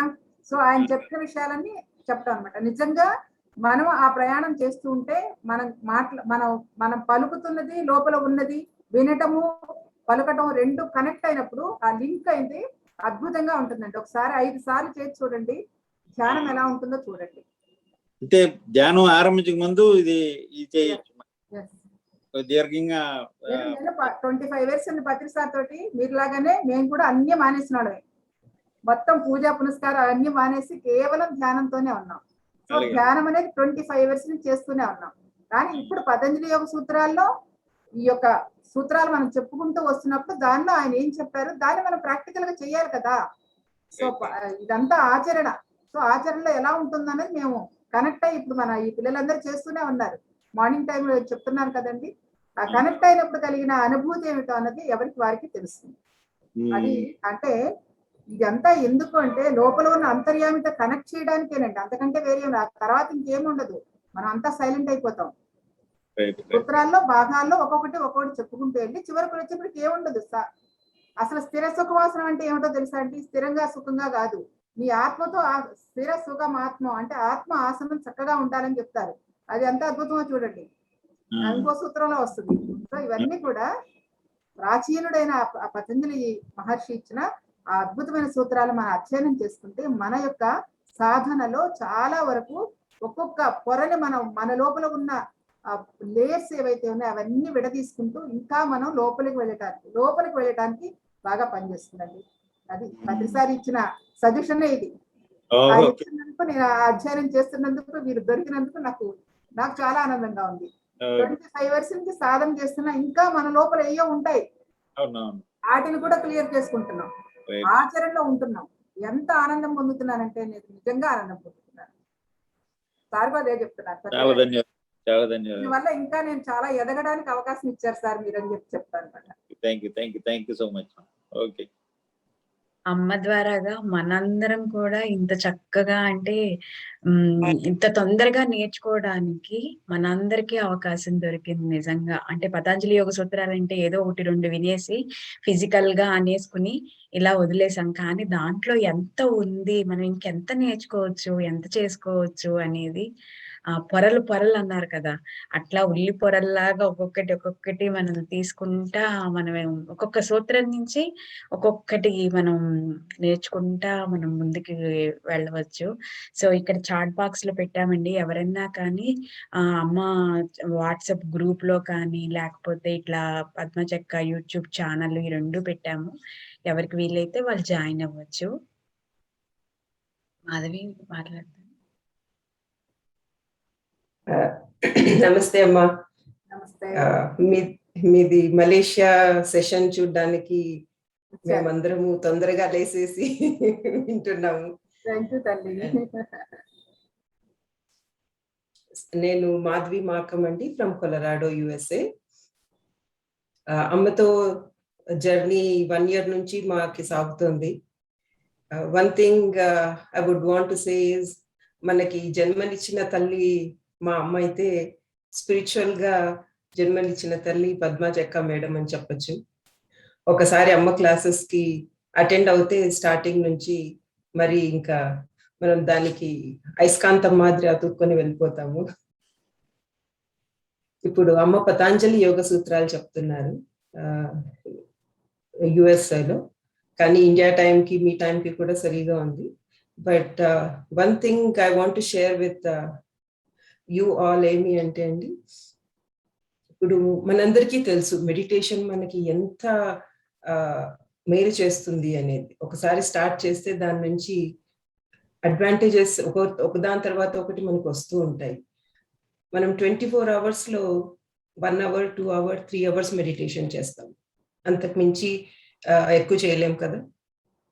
దాని తర్వాత 20 hours the rest of the time మనం ఎలా ఉండాలి, ఏ విధంగా ఉండాలి అనేది పతంజలి యోగ సూత్రాలు చెప్తుందన్నమాట. యోగ సాధన మన జీవితాంతం చెయ్యాలి అనే ఉద్దేశంతో పతంజలి మహర్షి చెప్తున్నారు కదా. ఇప్పుడు మేము ఇన్ని క్లాసెస్ నుంచి వింటున్నా కానీ అమ్మ ఎన్నో చెప్తారు, ఎన్నో విషయాలు చెప్తారు. పతంజలి యోగ సూత్రాల్లో ట్రెమెండస్ అమౌంట్ ఆఫ్ నాలెడ్జ్ ఉంది. కానీ ఆ నాలెడ్జ్ లో అమ్మ చెప్పే సెషన్స్ లో నాకు ఏది వర్తిస్తుందో, నాకు ఏది యూస్ఫుల్ అవుతుందో అది నేను చాలా బాగా క్యాచ్ చేస్తున్నాను. ఇప్పుడు అమ్మ 100 విషయాలు చెప్తే దాంట్లో నాకు 5 విషయాలు 6 విషయాలు నేను ఇది చాలా ఇంప్రూవ్ చేసుకోవాలి అని అనిపిస్తుంది నాకు. ఆ విధంగా నేను చాలా కనెక్ట్ అయ్యాను అమ్మ క్లాసెస్ కి. ఇప్పుడు మనము చిన్నప్పటి నుంచి ఇప్పుడు దాకా ఏదో ఒక విధంగా మనము హ్యాబిట్స్, అలవాట్లు అన్ని మనము చేసుకొని పెరిగాము. కానీ ఆ అలవాట్లను న్యూట్రలైజ్ చేసి దాన్ని ఎలా సరిదిద్దుకోవాలి అనేది అంత తొందరగా కాని పని. మనం ప్రాక్టీస్ చేస్తుంటే, సాధన చేస్తుంటే వస్తుంది. ఇప్పుడు ఇన్ని రోజుల నుంచి మేము వింటున్నాము, కానీ ఇప్పుడు మాకు దాని ఫ్రూట్స్ తెలుస్తున్నాయి. మనం ఎలా ఉండాలి ఈ జీవిత విధానంలో అనేది పతంజలి యోగ సూత్రాలు మాకి చాలా బాగా టీచ్ చేస్తున్నారనమాట అమ్మ. అండ్ ఇప్పుడు అందరూ చాంటింగ్ స్టార్ట్ చేశాము, ఎందుకంటే మేము మెడిటేషన్ చేసేటప్పుడు పతంజలి యోగ సూత్రాలు ప్లే చేసుకొని మెడిటేషన్ చేస్తుంటే ట్రెమెండస్ అమౌంట్ ఆఫ్ ఎనర్జీ వస్తుంది. అండ్ దాని తర్వాత ఎవ్రీ వీకెండ్ ఫ్రైడేస్ మనం ఏం నేర్చుకున్నాము, అమ్మ చెప్పిన దాంట్లో మనకి ఏది వర్తించింది డే టు డే లైఫ్. ఇప్పుడు నా ఎక్స్పీరియన్స్ నేను షేర్ చేసుకుంటే, వేరే వాళ్ళకు కూడా తెలుస్తుంది, ఓ ఇలా కూడా చేయొచ్చు కదా అని. ఏమి అంటే ఇది ఒక రోజులో మనం వినేసి ఓ మనకు అంత వచ్చేసింది తెలిసింది అనుకుంటే అది మనకు తెలిసిందే. కానీ మనం సాధన చేస్తూ ఉండాలి అంటే మనం వింటూ ఉండాలి. ఎంతగా వింటూ ఉంటే అంతగా మనకి బుర్రలోకి ఎక్కుతుంది అంటారు కదా. ఇప్పుడు అమ్మ ఒకసారి క్లాస్ చెప్తారు లైవ్ గా, మరి ఇంకొకసారి అదే పెట్టుకొని వింటాము. అప్పుడు మనకి బాగా అర్థమవుతుంది, అన్వయించుకొని మనం ఎలా జీవితంలో ఉండాలి అనేది తెలుస్తుంది. So these are all the practical aspects అమ్మ ఇస్ టీచింగ్ అండి. అండ్ మేము చాలా ఫార్చునేట్ అమ్మ మాకు క్లాసెస్ తీసుకుంటున్నందుకు. మేమందరము చాలా మంచి స్టూడెంట్స్ అంటాము, కానీ అమ్మ మిత్రులు అంటారు. సో అమ్మ మాట ప్రకారం మేమందరం చాలా మంచి మిత్రులుగా బాగా అమ్మతో జర్నీ చేస్తున్నాం, spiritual journey. And it is the great opportunity. ఇప్పుడు అమ్మ చెప్పేది స్టార్ట్ చేశాక పతాంజలి యోగ సూత్రాలు కొంతమంది చెప్తున్నారు. పతాంజలి యోగ అంటే షార్ట్ సెషన్స్ చెప్తారు. ఆ షార్ట్ సెషన్స్ లో మనం వింటాము, మర్చిపోతాం. కానీ దాన్ని మనం ఎలా అన్వయించుకొని మనం ఎలా జీవించాలి అనేది కొంచెం వింటూ ఉంటే అదేమో అంటారు కదండి, రాయి కూడా నున్ననవుతుంది అని నీలిపోతుంది. అలా వింటూ ఉంటే మనలో కూడా చేంజ్ వస్తుంది. ఇప్పుడు అమ్మ 40 సెషన్స్ చెప్తే ఇప్పుడు మేమందరం అంటున్నాం, అమ్మ ఇలా చేస్తుంటిమి కానీ ఇప్పుడు ఇలా చేస్తున్నాం. డెఫినెట్లీ మెడిటేషన్ హెల్ప్ చేస్తుంది, కానీ ఈ 20 అవర్స్ మనం ఎలా జీవించాలి, మనకి ఎమోషన్స్ ఎలా మనం డీల్ చేయాలి, లేదంటే ఏదైనా సిచ్యువేషన్ వస్తే ఎలా మనం డీల్ చేయాలి, ఎలా ఎఫెక్ట్ కాకుండా సాఫీగా జరగాలి అనేది నేర్చుకుంటున్నాము. So this is a great opportunity. PSSM విద్వరిష్ట పద్మాజక్క గారు చెప్తున్నారు. So we all should make use of it అండి. That is my experience with Amma. I have been with Amma for 1 year and ప్రతి ఒక్కరూ అమ్మతో జర్నీ చేసిన వాళ్ళు అడిగితే అమ్మ వల్ల మేము చేంజ్ అయ్యాము, అమ్మ వల్ల మేము స్పిరిచువల్ గా గ్రో అయ్యాము ప్రతి ఒక్కరూ చెప్తారు. సో అంతకంటే ఇంకా మనకి ఏం కావాలి? పత్రి సార్ మెడిటేషన్ చెప్తే ఎలా మనందరం చేంజ్ అయ్యాము, ఇప్పుడు పతాంజలి యోగ సూత్రాల వల్ల మేమందరం అలా చేంజ్ అవుతున్నాము. So this is all we wanted to share. Thank you Andi Lakshmi garu, and thank you Suchitra for arranging this session. Thank you Madhavi. నిజంగానే అంటే మేము ఇంకొకటి కూడా, ఇప్పుడు నిన్న అడిగిన క్వశ్చన్సే మళ్ళీ రేపు అడుగుతానే ఉంటాం. ఇదే పని అన్నమాట. మళ్ళీ సేమ్ క్వశ్చన్స్, అవే క్వశ్చన్స్ ఉంటాయి. ఆ అమ్మ ఆన్సర్ అదే చెప్పినా కూడా మళ్ళీ మనకి ఇందాక మాధవి చెప్పినట్టు అది ఎంత వెళ్తే అంటే కొన్ని పొరలు లేయర్స్ అలా ఉండిపోతాయి కదా చిన్నప్పటి నుంచి. అంటే తల్లిదండ్రుల ద్వారా కావచ్చు, సంఘం ద్వారా కావచ్చు, మనం స్కూల్స్ లో, కాలేజెస్ లో ఇట్లా ఎన్నో ఏర్పాటు చేసుకుంటాం నమ్మకాల్ని. వాటిని తీయటానికి చాలా టైం పడుతుంది. అట్లా అమ్మని రోజు క్వశ్చన్స్ తోనే తినేస్తా ఉంటాము. అయినా సరే ఎంత ఓపికగానో చక్కగా మా అందరి క్వశ్చన్స్ కి చక్కగా మాకు అది వేలు పట్టి నడిపిస్తా ఉన్నారనమాట మమ్మల్ని. So thank you so much అమ్మ. ఇంకెవరికన్నా ఏమన్నా ఉంటే, ఎందుకంటే ఇప్పుడు సేమ్ మనం ఇప్పుడు అమ్మ చెప్పింది విన్నప్పుడు ఒక రకంగా ఉంటుంది, మళ్ళీ విన్నప్పుడు ఓ ఈ వర్డ్ ఎక్కడ మిస్ అయ్యామే అని మళ్ళీ దాని గురించి తెలుసుకోవటం. ఎందుకంటే ఒక్కసారితోనే జరగదు కదా ఏది కూడా. సో అట్లా మనం రిపీటెడ్ గా, మాధవి అన్నట్టు రిపీటెడ్ గా వింటా ఉంటే ఇంకొక కొత్త విషయం, ఇంకొక కొత్తగా కోణంగా కూడా అర్థం అవుతూ ఉంటుంది. ఎందుకంటే మేము లలితా సహస్రనామాన్ని అలా చేసాం. అది ఎప్పటి నుంచో చదువుతూ ఉన్నా కూడా అమ్మ వచ్చిన తర్వాతే దాని అంతరార్థం ఏంటో తెలుసుకున్నాం. యాక్చువల్గా ఇప్పుడు సాయిబాబా జీవిత చరిత్ర నేను చాలా సార్లు చదివాను, కానీ ఇప్పుడు చదువుతుంటే అసలు దాన్ని దీంట్లో ఉన్నదంతా ధ్యానమే కదా, దాంట్లో చెప్పిందంతా ఇదే కదా అని ఇప్పుడు తెలుస్తోంది.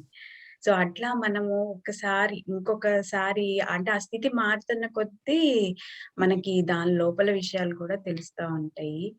సో ఇంకెవరికన్నా ఏమన్నా క్వశ్చన్స్ కానీ ఏమన్నా ఉంటే ఉందాము, లేకపోతే క్లోజ్ చేసుకుందామా సార్?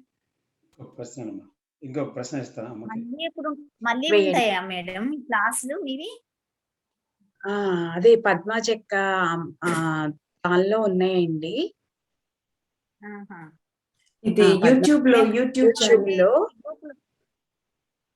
ఇక్కడ మీ చాట్ group లో బాక్స్ లో connect చూడండి. అదేనండి ఇక్కడ Chat box చాట్ లో. బాక్స్ లో చూడండి. ఇక్కడ వాట్సాప్ గ్రూప్ పెట్టాము. దానిలో అక్కడ లింక్ క్లిక్ చేస్తే మీరు దానిలో జాయిన్ అవ్వచ్చు. ఓకే అమ్మా. వాట్సాప్ గ్రూప్ లో జాయిన్ అవ్వచ్చు. లక్ష్మణ్ సార్. అతను వచ్చారు న్యూ ఎనర్జీ మన Vizag sir. Yes sir. New Ramanesh గారు. నమస్తే అమ్మా. నమస్తే నాయన. నమస్తే లక్ష్మణ్ గారు, సుబ్రహ్మణ్యం గారు, అలాగే మన తలక చంద్రరావు గారు, వీళ్ళంతా ఎప్పుడు బట్టి నిర్వహిస్తున్నారమ్మా. మరి ఈ కార్యక్రమానికి మరి 3 వైపుల నుంచి వచ్చారనమాట. ఒక వైపు నుంచి తరమట్లేదు. పతాంజలి యోగ సూత్రాలు మా సుచిత్ర తల్లి, మాధవి తల్లి అక్కడి నుంచి యుఎస్ఏలు ఎంతో చేస్తున్నారు అక్కడ.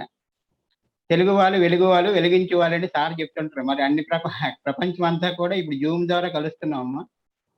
చాలా చాలా ఆనందం తల్లి.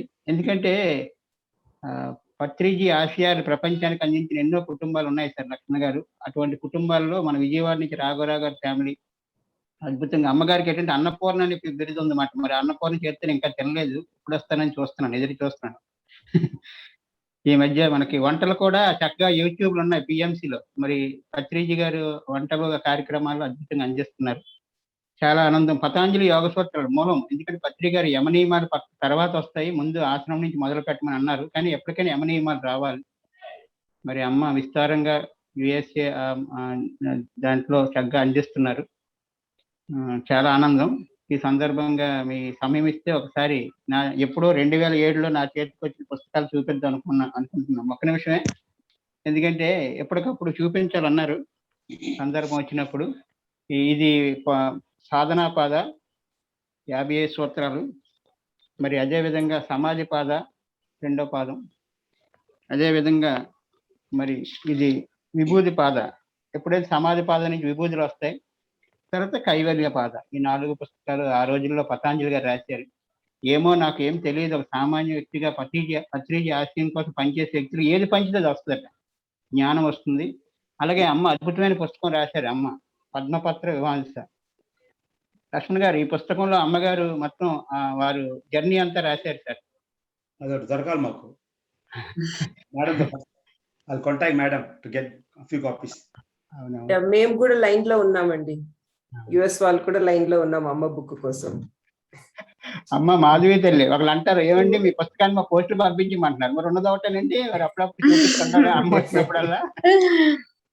18 ఆదర్శ సూత్రాల్లో చివరిది ఏంటంటే మన ధ్యానానుభవాలు గ్రంథస్థం చేయమన్నారు పత్రిక గారు. అందులో భాగంగా మరి సార్ కూడా చేశారన్నమాట. సారది కూడా యోగ జీవితం అని ఉంది. అయితే నా జీవితంలో బాగా ప్రభావితం చేసిందంటే యమ నియమాల కోసం చిన్న పాపకి రాసిన పుస్తకం అండి ఇది.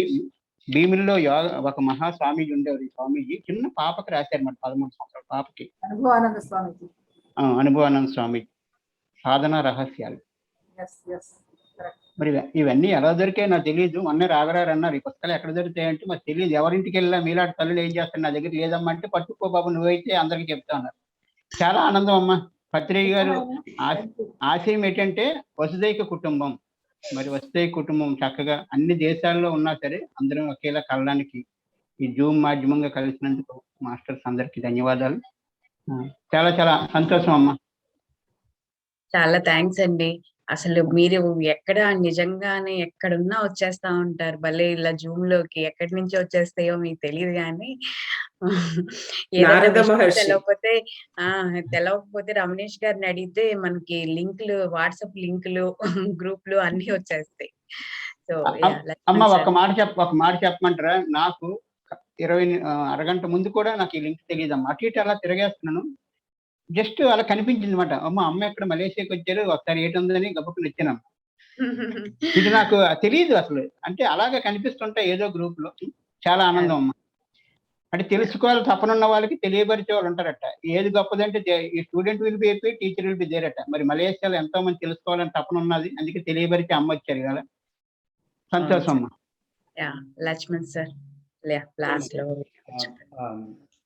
మేడం మీరు చెప్పారు కదా సమాధిని కూడా ఎరుకలో ఉండమని.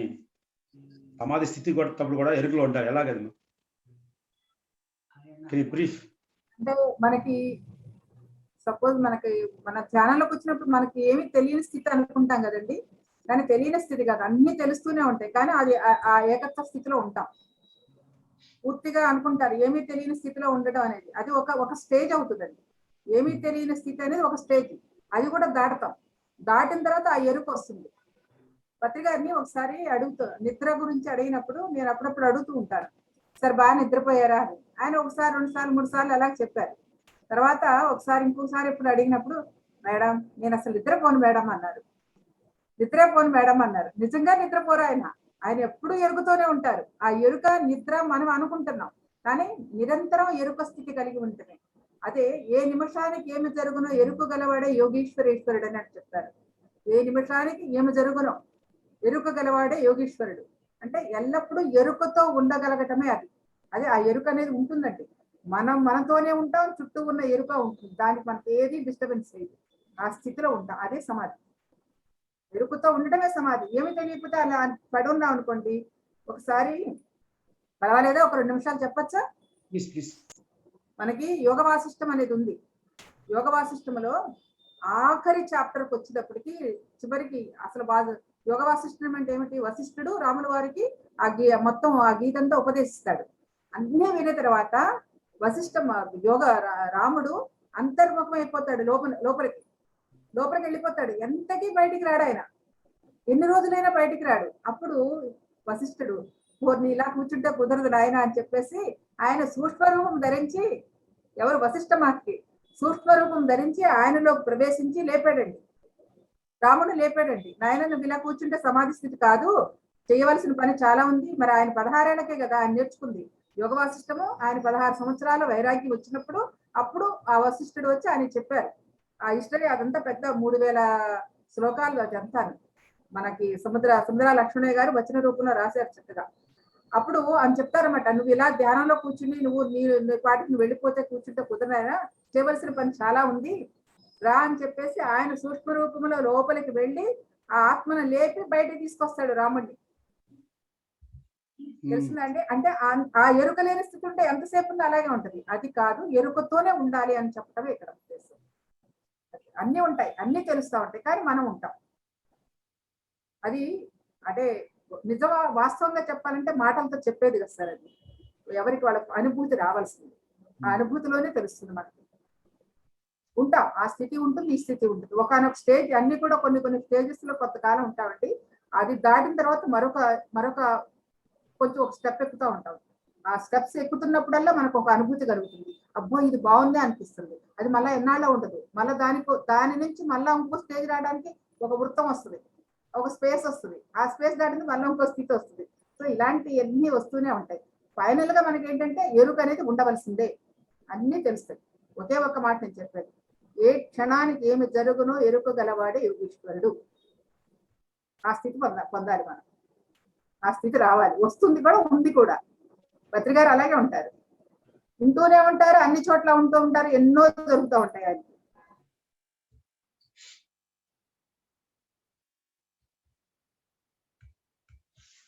ముందు ఉంటూనే ఉంటారు. ఇంకా ఎన్నో కార్యక్రమాలు విస్తరణ కావచ్చు, ఆయన లోపల ఉన్న ఏముండదు ఆయనలో. ఆయన ఒకసారి చెప్పారు, ఒకసారి మా ఎదురుగుండానే ఉన్నారు, కానీ ఇంకొకరికి ఎవరికో కనపడ్డారు. ఒకసారి ఆయన ఎక్కడో ఉన్నారు, మా ఎదురుగుండా మాకు కనపడ్డారు. సో ఎలా సాధ్యము అంటే అంతే. అది ఆ చైతన్య విస్తరణ జరిగినప్పుడు అలా వచ్చి మళ్ళీ ఎంతోసేపు ఉండరు, ఫ్రాక్షన్ ఆఫ్ సెకండ్ అలా కనపడేసి వెళ్ళిపోతారు. సో ఇలాంటి మహానుభావులు అందరికీ జరుగుతూనే ఉంటాయి ఇవన్నీ.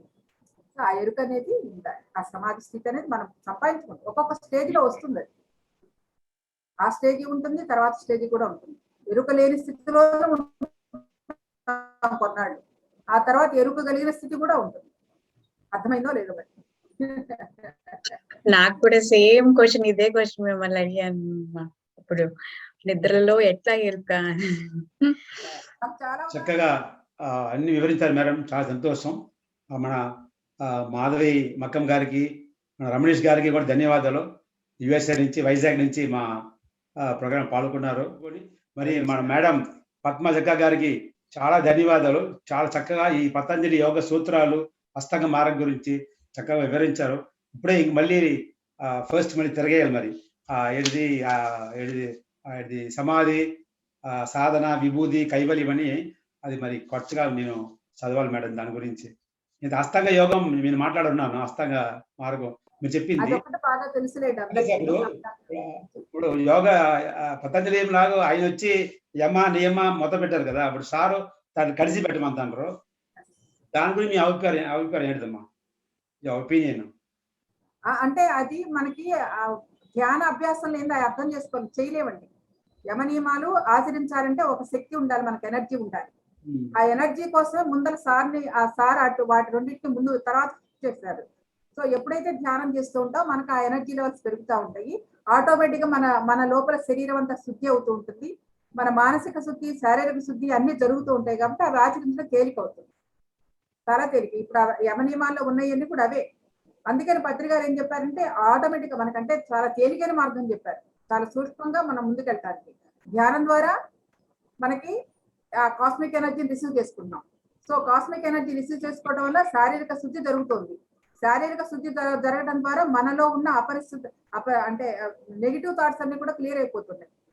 నెగిటివ్ థాట్స్ అన్ని క్లియర్ అయిపోతుంది ఎప్పుడైతే పాజిటివ్ యాటిట్యూడ్ మనకు వస్తుంది. సో ఇవన్నీ గుణాలు వస్తున్నాయి కదా, ఈ గుణాలు ఎప్పుడు వచ్చినాయో ఆటోమేటిక్ గా అవి నిజంగా అవి ఆచరించాలంటే ఆ శక్తి లేదా ప్రాక్టికల్ గా చెప్తున్నాను. మనకి అన్ని మన జీవితంలో అన్ని చెయ్యాలని అనుకుంటాం, బాగానే ఉండాలనుకుంటాము, కానీ చెయ్యలేము. ఎందుకని చేయలేము? నా ప్రాక్టికల్ అనుభవం ఏంటంటే నేను భగవద్గీత బాగా చదివేదాన్ని. ఆ భగవద్గీతని భగవానుడు ఏదైతే చెప్తున్నాడో అది జీవితంలో మనం ఎందుకు ఆచరించలేము అని మా గురువు గారు, ఇంతకంటే ఇంకో గురువు గారు ఉన్నారు ముందు, ఆయన క్వశ్చన్ వేసేదాన్ని. ఆయన ఏం చెప్పేవారు కదా, పాపం చేస్తూ ఉండమ్మా అదే వస్తుందిలే అనేవారు. సరే అలా అలా ఏదో ఒక సంవత్సరం అయింది. పత్రికారు పరిచయం అయిన తర్వాత ఎప్పుడైతే ధ్యాన సాధన మొదలు పెట్టానో అతి కొద్ది కాలంలో 1 or 2 months లోనే మాకు ఏదైతే తెలిసినో అది ఆచరణలో పెట్టగలుగుతున్నాం. అప్పుడు నాకు స్ట్రైక్ అయింది, ఓహో మనకు మంచి అనేది తెలిసినా కూడా చెయ్యాలంటే ఒక ఎనర్జీ కావాలి.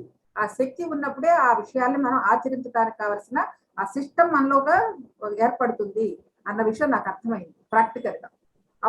అప్పుడు నాకు అర్థమైన విషయం ఏంటంటే మనకి ఇప్పుడు ఆ యమ నియమాలు ఏం చెప్తున్నారంటే, యమములో ఏముంటాయి? అహింస, సత్యము, బ్రహ్మచర్యము, అస్థేయము, అపరిగ్రహము. అహింస అంటే హింస చేయకూడదని మనం అనుకుంటాం, ఇంకా దానికి చాలా వివరణ ఇచ్చారు మనకి. అహింస అంటే అది. తర్వాత అహింస అనేది తర్వాత ఏమన్నారు? అహింస, సత్యం. సత్యములో జీవించడం అంటే దానికి ఎన్నో కోణాలు ఉన్నాయండి, ఒక కోణమే కాదు సత్యం అనేది. అది సత్యంలో ప్రతిష్ఠితం. అలాగే మన బ్రహ్మచర్యం అంటే ఏదో ఒక బ్రహ్మంలో చరించేవాడు అసలు బ్రహ్మచర్యం అంటే. పెళ్లి చేసుకోవడం ఉండటం కాదు, లేదంటే బ్రహ్మచర్యంలో ఉంటే వీర్యం ఏదో ఎక్కువ అవుతుందన్న కాదు ఇక్కడ. బ్రహ్మచర్యం అంటే బ్రహ్మములో నిరంతరం చరించేవాడు, వాడు ఏ పని చేసినా వీర్య లాభం అంటే ఏంటంటే సంకల్ప లాభం కలుగుతుందని చెప్తారండి. అది బ్రహ్మచర్య ప్రతిష్టాయం అంటే. సో అదే విధంగా అస్థేయము, ఇతర దగ్గర నుంచి ఏది పొందకూడదు. నువ్వు ఒకవేళ 10 రూపాయలు పొందితే 5 రూపాయలు ఖర్చు పెట్టుకుని 5 రూపాయలు వేరే వాళ్ళకి ఇచ్చేయాలి, దానం చేసేయాలి. అది మనం పొందాలి. అలాగే అపరిగ్రహం, అవసరం లేని మన దగ్గర ఉంచుకోకూడదు. సో ఇవన్నీ ఎట్లా వస్తాయండి మనకి? చెయ్యాలంటే అంత తేలికైన విషయాలండి.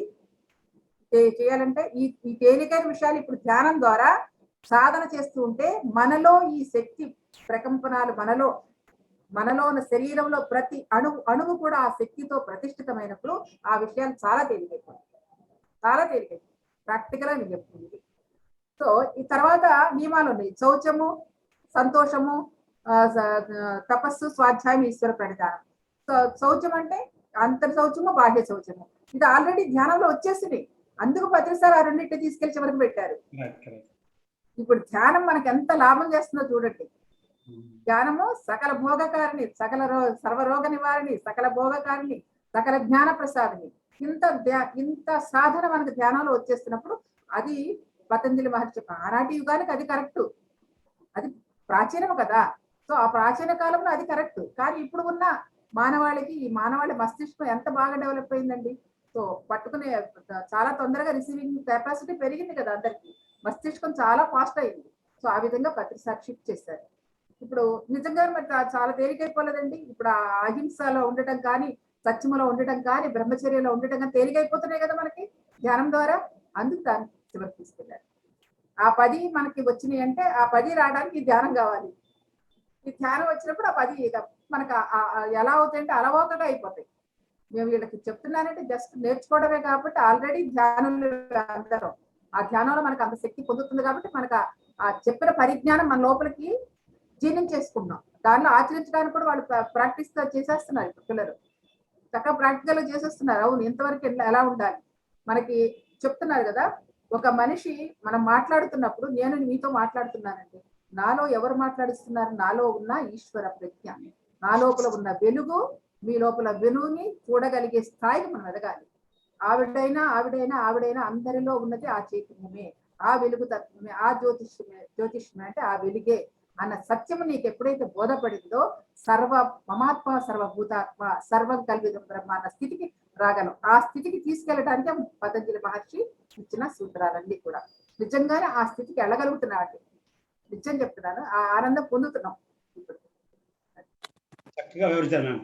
చక్కగా పూర్వకాలంలో యమ నియమ తేలికైన పిల్లలకి ఈ ఏజ్ లోను ఎవరికి మైండ్ కంట్రోల్ లేదు, బాడీ కంట్రోల్ లేదు.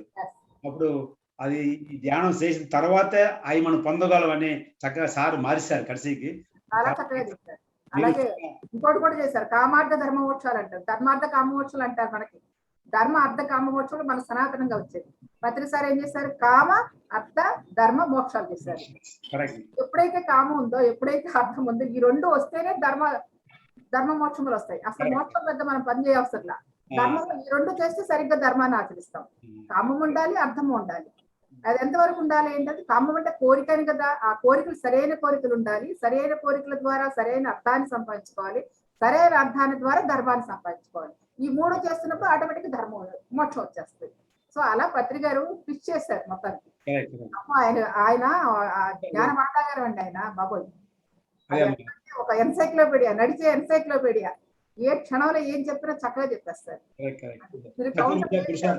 చక్కగా చెప్పారు. అది పురుషార్థాలని చాలా ధన్యవాదాలు. ఇప్పుడు ఈ దినం చక్కగా జరిగి ప్రత్యేక కృతజ్ఞతలు మా మేడం సుచిత్ర బోపన్న గారికి. యుఎస్ లో నుంచి అది ఎర్లీ మార్నింగ్ అక్కడ వాళ్ళు కొంచెం సాక్రిఫైస్ చేసి మా కోసం ఎర్లీ మార్నింగ్ వచ్చారు. మన మాధవి మకం గారు అలాగే అక్కడ ఎర్లీ మార్నింగ్, మాకు ఇక్కడ నైట్ ముడుతుంది మాకు ఇక్కడ. సో మీకు అందరికీ చాలా ధన్యవాదాలు మేడం. మేడం పద్మ గారికి, అందరికీ కూడా మేడం గారికి, మన మాధవి మకం గారికి, మన రమణీష్ గారికి అక్కడుండి ఈ చక్కగా ఈ దినం అది మన సుచిత్ర ఒక ఆశ మేడం మా ప్లాట్ఫామ్ తీసుకురావాలని, దాన్ని ఓకే అని చెప్పడానికి అన్ని జరిగినాయి బాగా. సో చాలా ధన్యవాదాలు అందరికీ. ఈ సెషన్ ఈ దినం చక్కగా జరిపించడానికి వాళ్ళకి ఈ దినం మాతో పాల్గొన్నారు ఈ సెషన్ అందరికీ నా మనస్ఫూర్తిగా ధన్యవాదాలు తెలియజేసుకుంటాను madam. Thank you so much sir. Thank you.